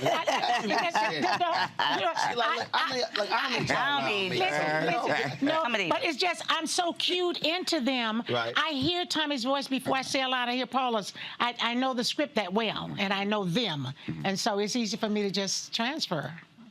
I love it. I love not being on camera, because I could just go. I ain't got to worry about no camera angles. Right. Right. You know, and see if I cry, I'm a little vain. You know, if I'm crying in a movie or something, you know, I'll be like, you know. Right. You know, if I'm crying behind the microphone curtain, right. Tommy we love in living color, you know. You know, it's a whole but in order to get all that out, you know, you can't be looking good at the same time. So. Yeah, it just don't work together. But also, I mean, again, people don't understand. I mean, the mediums are different. Look, doing television different from doing radio. It's just a whole different dynamic in terms of how you have to paint the picture for the audience. And so same thing with. Granted, you have the animation piece. So when you're behind that microphone, are you also seeing the show visually as you are doing your thing? I feel restricted. I'm just the opposite. I'm a high energy person. I'm kind of hyper, and I feel like I can do my character. I can do my character even better if I was actually physically in my scene. You know? I do that. So I know when Ralph and Bruce are there, and Calvin or whoever's there, the writers are there, and we're going through the script, I'm always doing something that Sugar Mama would do because my energy is, I feel restricted in that chair, you know. So if we were to go live action, oh hell, she'd be a lot funnier when she is. Exactly. I just got enough like a It would be hilarious. And you got to remember, you know, we're taking from the page and putting it to the cartoon. Taking from the page. So what you're reading there, you know, you can't just read it mildly. You got to go, you know, if you're turning the curb, like, you know, Bruce is, the way he directs, or Ralph directs, you know, you're coming around the curb and you're coming around real hard while you're saying that. You know, because I'll say it one way, you know, I don't think we can take this turn. They go, no, you're going fast. I don't think we can take this turn now. I don't think we can, you know. So it's a whole, I be going, don't I? You do. It's phenomenal. That's why I miss working with you. You kept, I think we worked well together by grounding each other. And, you know, you brought me up. I kind of, you know, but as I'm watching this new season, you are phenomenal. Everything is just going as, you know, God intended. And she is Trudy. I mean, when she come along, you know, she's got this thing. We really got a rhythm, you know. Us three have a good rhythm because Sugar Mama, you know, it always ends with her busting me in my head. You know, so I go, Sugar Mama, go! You know, it always. But she loves it. It's with love, though. Let somebody mess with Oscar and see how crazy Sugar Mama really is. That's right. That's right. My skinny little boy. Only she can mess with Oscar. So how much they allow y'all to improvise? A lot. Because you say I just get to go. I like, I kind of they get mad at me sometimes. They be like, Tommy, that wasn't on the page. You know, they'll use it. But they'll use it. Next thing you know, they'll use it. You know, but that's the good thing about. And that's when you go. Yeah, right. That's when you don't say nothing. Right. That's the magic. Like, that's told the, y'all. And that's how much we know That's the these magic of the creativity of Bruce and Ralph also, that they will allow us to free up and just say it the way it comes out. Sometimes I read it, and it'll automatically come out a different way. I saw it, but I didn't see it. And it came out, and it's, put that down. Give me 3 more of that. Run that, you know, whatever. Yeah, and, they just let you go. Yeah. So listening to this process sounds to me like when I saw the documentary of how the Funk Brothers and Motown, how they literally put together something. Or in the movie Respect, where Aretha was like, yeah, play that, okay, come in with that. I mean, so it's just this whole this whole mix of pulling it all together. Yeah, and then what happens also is they'll show us the cartoon too. They'll show us the animation. So sometimes we have to go in just for sessions, just to match the stuff. That's right. Yeah. Because that's what Tommy said. Right. That's what Tommy said. This like this. Listen to the way Tommy said this. And that. Oh, okay then. You know, and that jump in. Yeah. It's like comes magic. arithmetic in a way. And the process of animation takes like 6 months to do each episode because we used to like send them out to Japan, but now there are so many animators in the world, we can do it locally, but it still takes it takes 6 months for each half hour. It's work. It's work. When we started out, though, I think it was like 5 different countries that were doing animation. Yes. Wow. And they sent it. All right. Yeah, Well, look. definitely work. Well, looking forward to it. Glad to see all 3 of y'all. Keep doing your thing, and you keep doing your thing. Certainly, you know, we just keep it real, keep it black. We just love you. We just love you. Can we go Sugar Mama and Trudy real quick? Just do something. Y'all go ahead. Oscar, you better leave me alone now. You know I ain't the one to be playing with. Well, I told you 3 times she cannot go out with that skirt. Now, if I catch her with that skirt, she gonna be hurt.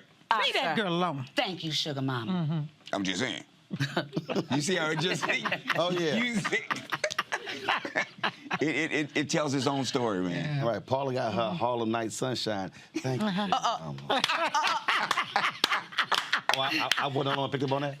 That's our problem. I wasn't the only one. I'm just saying.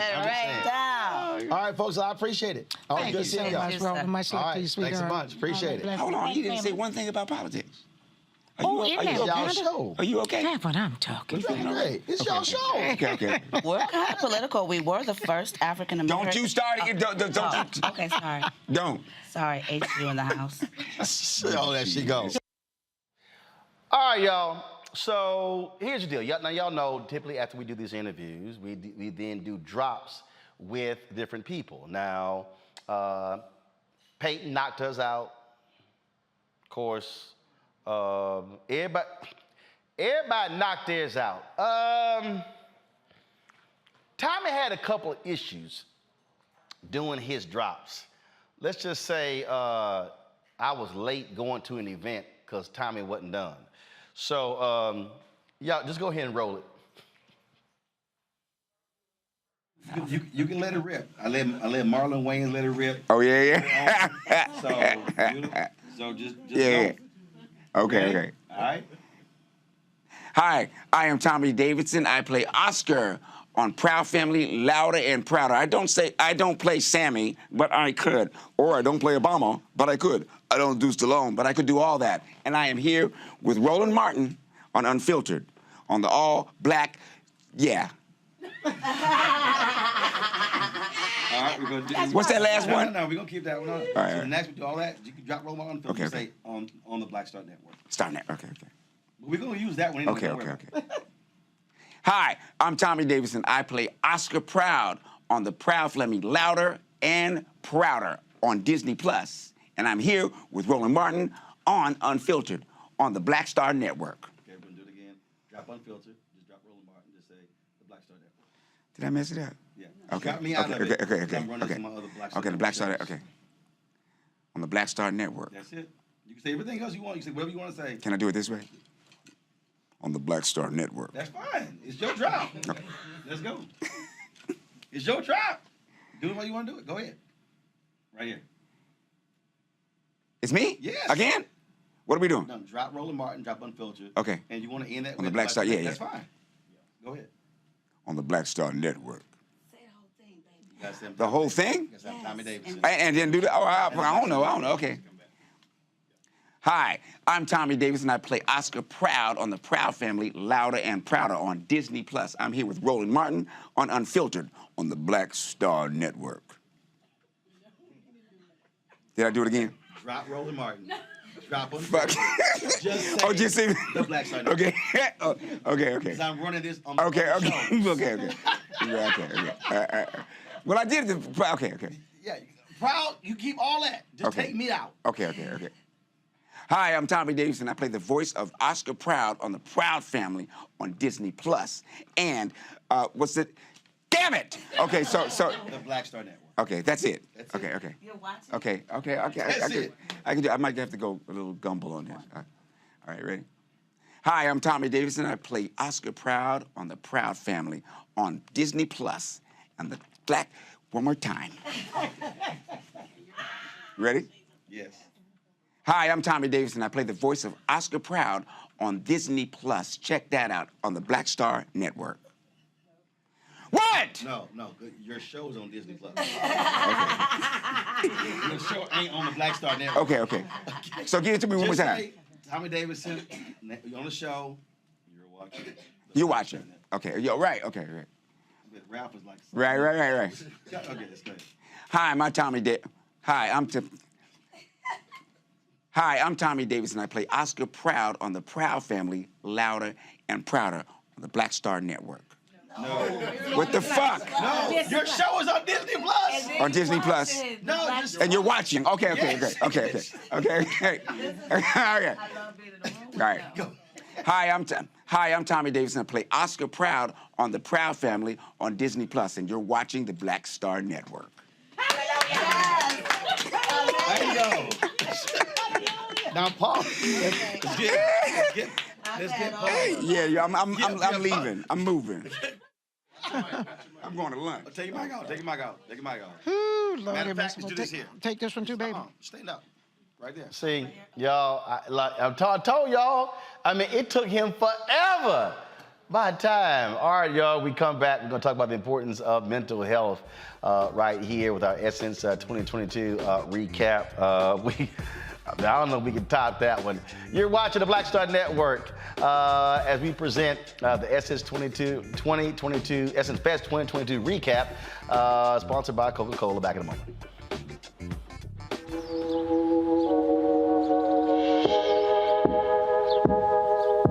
Hold fast to dreams. For if dreams die, life is a broken-winged bird that cannot fly. Hold fast to dreams. For when dreams go, life is a barren field, frozen with snow. Lots of oranges, half the sugar, 1,000% delicious. That's simple math. Say yes to simple. Made the simple way. With real lemon juice, 75% less sugar, and Say yes to simple.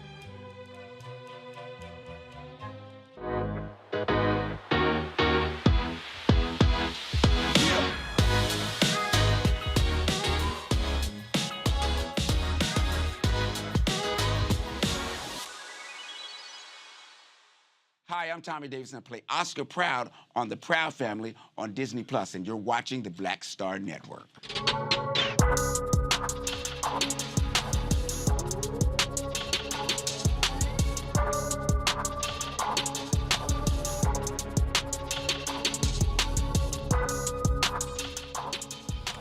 Coca-Cola sponsored the Essence Wellness Center at the Essence Fest in New Orleans. And Faith Daniels sat down with Mayuma McKinley and talked about how critically important it is to pay attention to your mental health.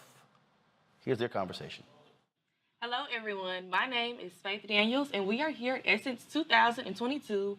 And you know it's lit, and I am here with Mayuma McKinley, licensed mental health therapist. Okay, period. So it's been 2 years since Essence has actually been here. How does it feel to be back? I'm excited.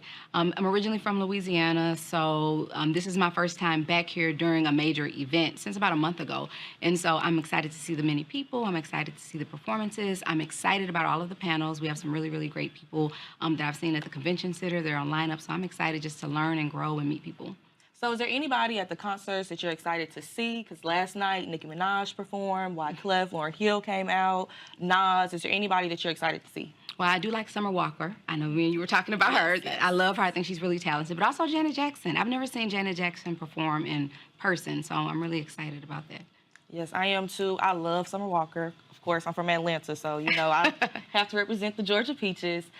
So you are a mental health therapist. And yesterday I attended Black Women's Roundtable. And one thing that they were talking about was mental health as well as the overturn of Roe versus Wade. Yes. So what was your initial feeling about that? Devastation.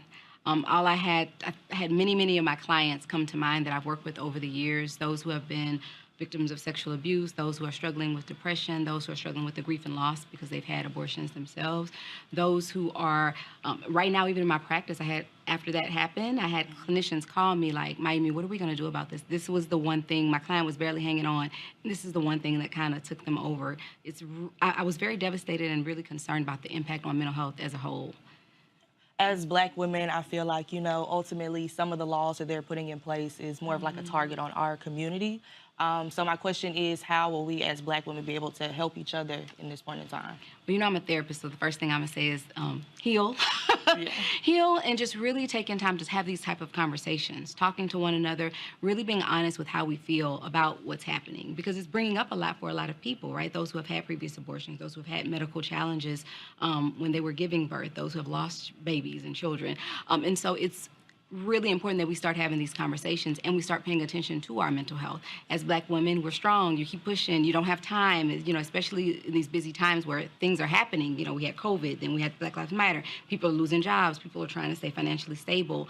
There are so many stressors, so I think it's important that we take the time to really check in with ourselves. So that would be my answer, making sure that we have the conversations, continue to check in with ourselves so that we can get the support and assistance that we need. What would you like to see from the government happen in terms of mental health? I feel like, you know, they're putting out these laws, but they're not giving enough resources to help the people that they're ultimately affecting. I haven't heard anything about resources. I haven't heard anything about we're going to make mental health more accessible. I haven't heard anything about we're going to, you know, make sure we pour funding into mental health programs. Not saying it isn't there, but I definitely haven't heard anything. So I would encourage that. Make it easily accessible. Make it affordable, you know, making sure that there aren't limitations when people do utilize their insurance. So I would want them to pay attention to that, because this is going to have a detrimental domino effect on mental health. I kid you not. Yes, ma'am. So as a therapist, you know, you're helping others manage their mental health. How are you able to manage yours during unprecedented times, such as COVID and a new abortion law going on? Checking in with myself, making sure that I call on my friends, my colleagues for support, just to talk it out, but making sure that I'm not holding it on the inside, and really being honest with myself. Therapists get stressful too. Like, we're human. We're human beings. I can have family members say, but you're a therapist. Yes, and I have the coping skills. I know them, but I'm human, and it gets to me as well. So I've had to make sure that I check in with my colleagues, that I have my family members, my partner, everyone that I talk to, so that I'm making sure that I'm being honest with myself and processing how I feel. People lose sight of how important that is. Yes, ma'am. What is your why? You know, like, everybody decides what they want to do with a career, but also to, like, help people and to help them get through things. What is your why for that? Healing. Just watching family members struggle with mental health diagnosis, seeing the impact that Roe versus Wade or other instrumental Black Lives Matter, losing police brutality, people grief and loss, all of these things, just watching how it's had such a negative impact on people's lives in relationships, romantic, friendships, job opportunities. So my why is because I want to see people be the best version of themselves. I want people to be emotionally healthy, because physical health we pay attention to all the time, right? Your stomach hurt, you break your leg, you go. But our mental health is our brain. We forget the brain is an organ. And I think that's the main thing. When our stomach hurts, we have a cut, we run to the doctor. Or, you know, for some of our Black men out there, they wait until it's at the very end, or somebody forces them to go to the doctor. But we take care of it. But when it comes to our mental health, that's our brain. The most important aspect of all being, and we forget that it's an organ because we can't see it. And so in terms of your demographics for people that come to you for, help, what would you say is more women or men that come to you? On my caseload right now, I have more women, but I will say there has been an increase in men seeking treatment, and also an increase in people of color seeking treatment. So I'm really excited to see that shift happening. So what do you feel like the disconnect has been from maybe 10 years ago, African Americans reaching out for help, or more so men reaching out for help? What would you say? A couple of different things. I know a lot of people from a religious standpoint felt like talking to a therapist and somehow they're not believing in God. And I think there's been a lot of pastors, a lot of religious folk who have came and kind of started breaking that stigma that you can have, praise God, trust God, and also have a therapist as well. And this was displayed by one of my young clients. It was so hilarious to me. She was telling me that her dad was like, why are you going to therapy? You need to just pray more. We go to church. What's wrong with you? And she said, well, Dad, God made therapists. And I was like, touche. He couldn't say anything after that. So just really, I think religion has played a role in being more open. You have more people in the clergy talking about it. Secondly, there have been a lot of celebrities coming out. We know celebrities influence culture. So a lot of celebrities coming out, talking about their own mental health diagnosis, the struggle, normalizing therapy. So I think that's also caused a shift as well. So whenever you were younger, was mental health big in your home, or is it just something that you grew to? Okay. Okay. Absolutely not. Absolutely not. It wasn't. I'm not going to say parents didn't care, but we do the best that we can. And, church was really important in my family. So definitely instilling values. Talking about your business to other people wasn't really encouraged. What happens in the house stays in the house, and some unspoken rules. So my desire came from me being curious. Just ask, why do people act that way? Or if somebody hurt my feelings, or my first heartbreak, I'm like, Mom, why did he do this to me? I really wanted to understand why. And so it led into me exploring psychology more. I love CSI and all those forensic psychology type shows. And I actually thought I was going to be a radiologist. It was actually the opposite. And then I took science, and I went to Xavier. Period. Went to Xavier, and I took, and I was like, ooh, this is not like high school. This is not like high school science. And so I took a psychology class and totally changed things for me. And I was like, this is where I'm supposed to be. This is my gift. And everything has been opened up opportunities for me since then. So whenever you were on campus, did they have like a counseling center? Was it open? Did you go? If they did, I want to say they did. Did I go? No, it was not something that I remember being promoted. Not saying that they didn't, but it just wasn't. It wasn't prominent. We had a psychology club. We had a whole psychology department. Everyone there was very supportive. But I think at that time I was more interested in learning about the whys, like understanding behavior, understanding how diagnoses and trauma and alcoholism and all of these things that I had experienced in my family and extended family, why. So I think I was more focused there. It wasn't until after I left and relocated that I was like, okay, let's look at this therapy thing. Let's look at what this looks like when you're in a room with a person. Do you feel that representation matters in the mental health world of people who are being open about it or having Black female therapists? I think it's ultimately important because people go to people and search for people who look like them, whatever it is. And so it is really important. I will say it's not the only thing that matters. There are some really great clinicians out there who are not of color. Of course, there are going to be cultural differences, but it doesn't mean that you can't get help. But definitely having representation is important. So what is your advice to anybody that might be struggling right now, that needs to talk to somebody? What is your advice to them? Talk. Don't give up. People think they go to one therapist, and if it's a horrible experience or they feel like they didn't connect, sometimes they give up or they say, I don't want to go through it. Finding the right therapist is essential. Sometimes it takes time. So give it at least 2 or 3 sessions. Like, the first session, you're kind of nervous. Give it at least 2 or 3 sessions. And if you don't feel it's a good fit, don't hesitate to tell that therapist. Just because we're a therapist doesn't mean we know everything. I ask my clients all the time, how are you feeling about this session? Is there anything happening that you feel uncomfortable with?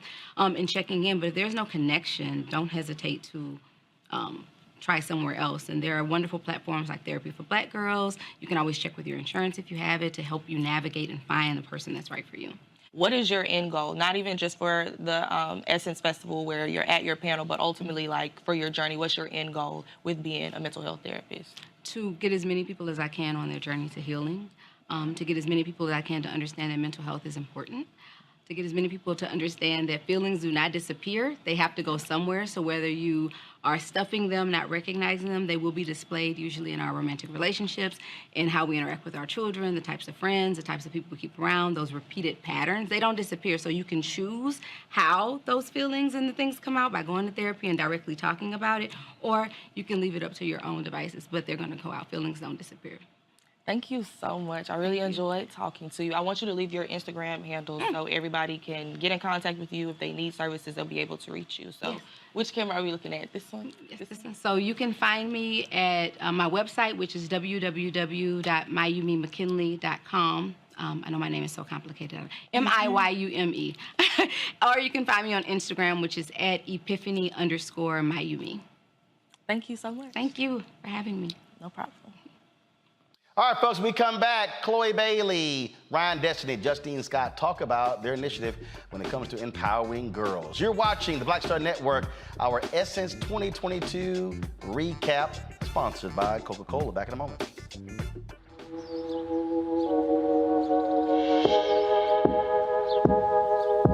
Hold fast to dreams. For if dreams die, life is a broken-winged bird that cannot fly. Hold fast to dreams. For when dreams go, life is a barren field, frozen with snow. Lots of oranges, half the sugar, 1,000% delicious. That's simple math. Say yes to simple. Made the simple way. With real lemon juice, 75% less sugar, and Say yes to simple.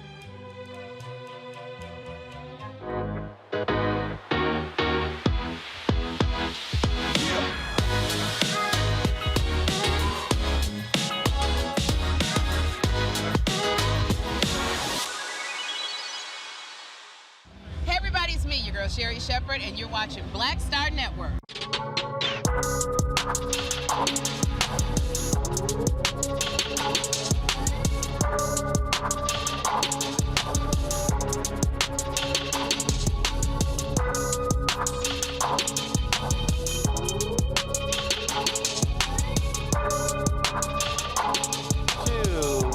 Network's 2022 recap of Essence Festival, sponsored by Coca-Cola. All right, there was a panel that took place featuring Chloe Bailey, Ryan Destiny, and Justine Scott, talking about the initiative dealing with young girls. Our cameras were there to capture it. Here is some of that conversation.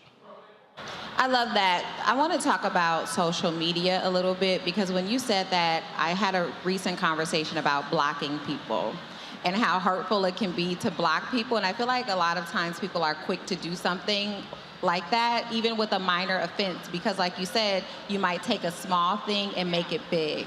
But I want to flip it. How has social media helped you maintain relationships? Chloe? Well, I'm with the blocking. I'm with muting, blocking, all of it. Yeah, I love blocking people. A block party is, I think it's really important to learn to create boundaries for yourself, because at the end of the day, mental health is real, and it's very important to put yourself first, and that's a part of self-care, by creating healthy boundaries with people you know may or may not be good for you. So I definitely think, I know some people be like blocking's petty or whatnot, but it's really healthy, honestly.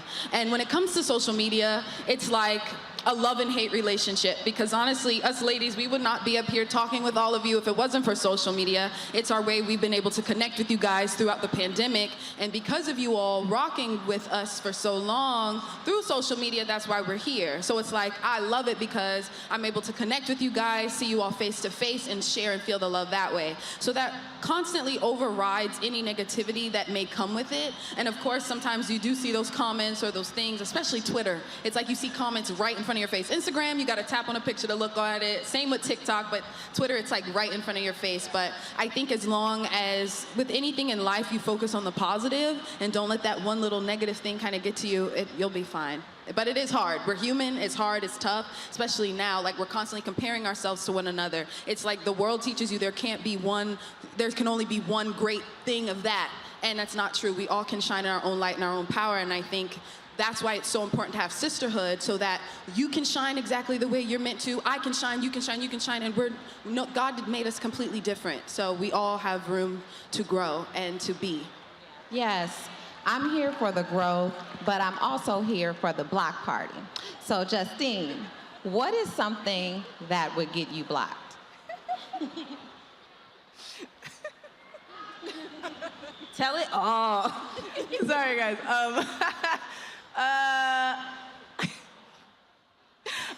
You don't got to give us too much tea, just a little tea. Yeah, she's right. No. Blocked? Honestly, all right, so if I actually know you, it takes a lot more for you to get blocked. Also, because I think I'm a little petty myself, too. It's like, wait, I want you to see this. Like, you're about to see me. Like, there's no reason to block you. But if I don't know you and you're just like a troll on the internet, it could be the smallest thing. And I'm just like, block.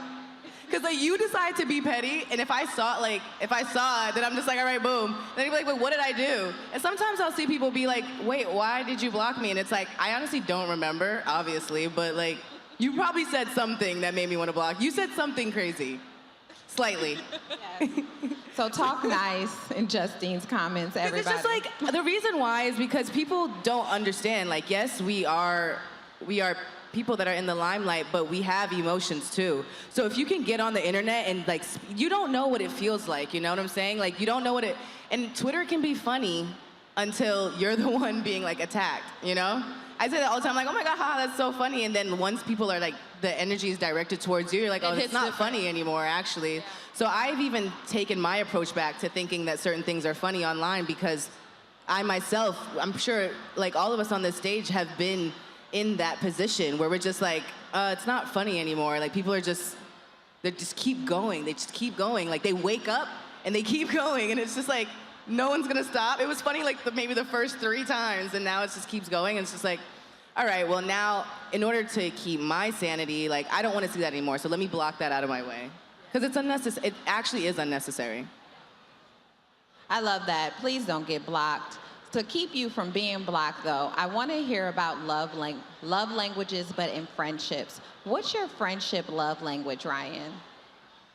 Oh my gosh, that's a great question.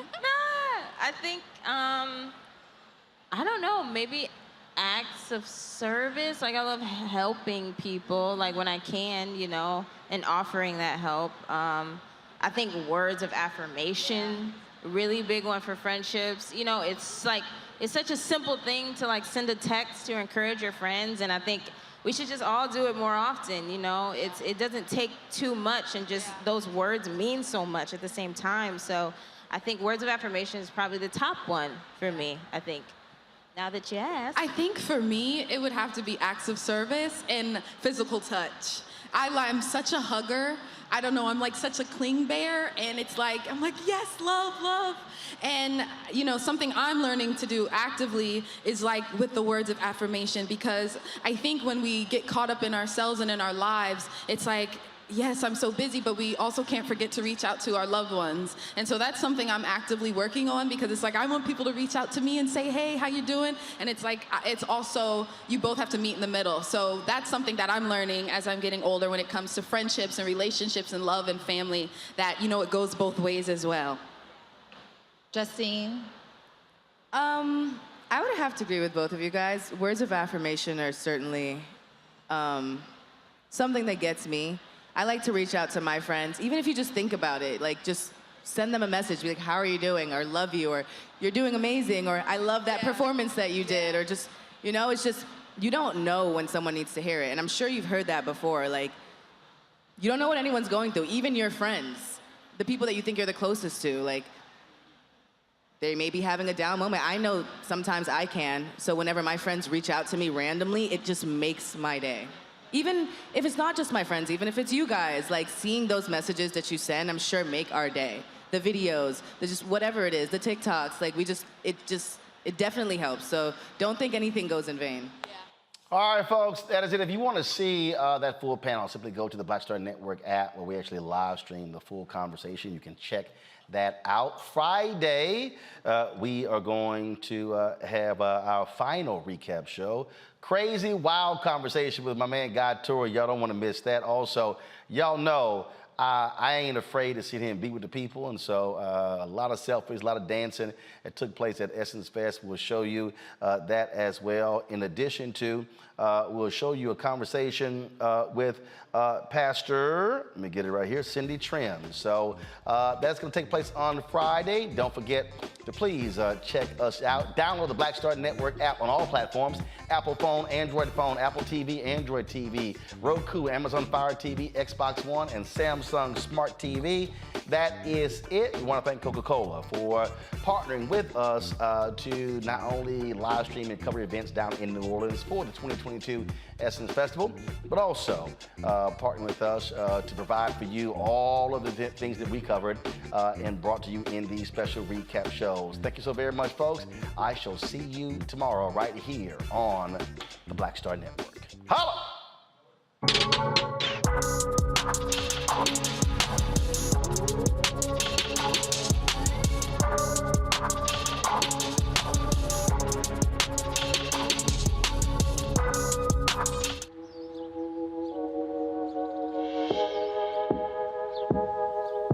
Hold fast to dreams.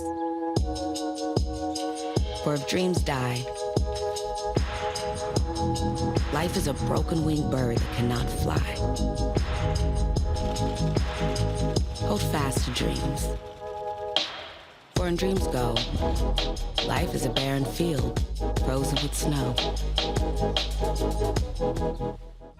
Lots of oranges, half the sugar, 1,000% delicious. That's simple math. Say yes to simple. Made the simple way. With real lemon juice, 75% less sugar, and Say yes to simple.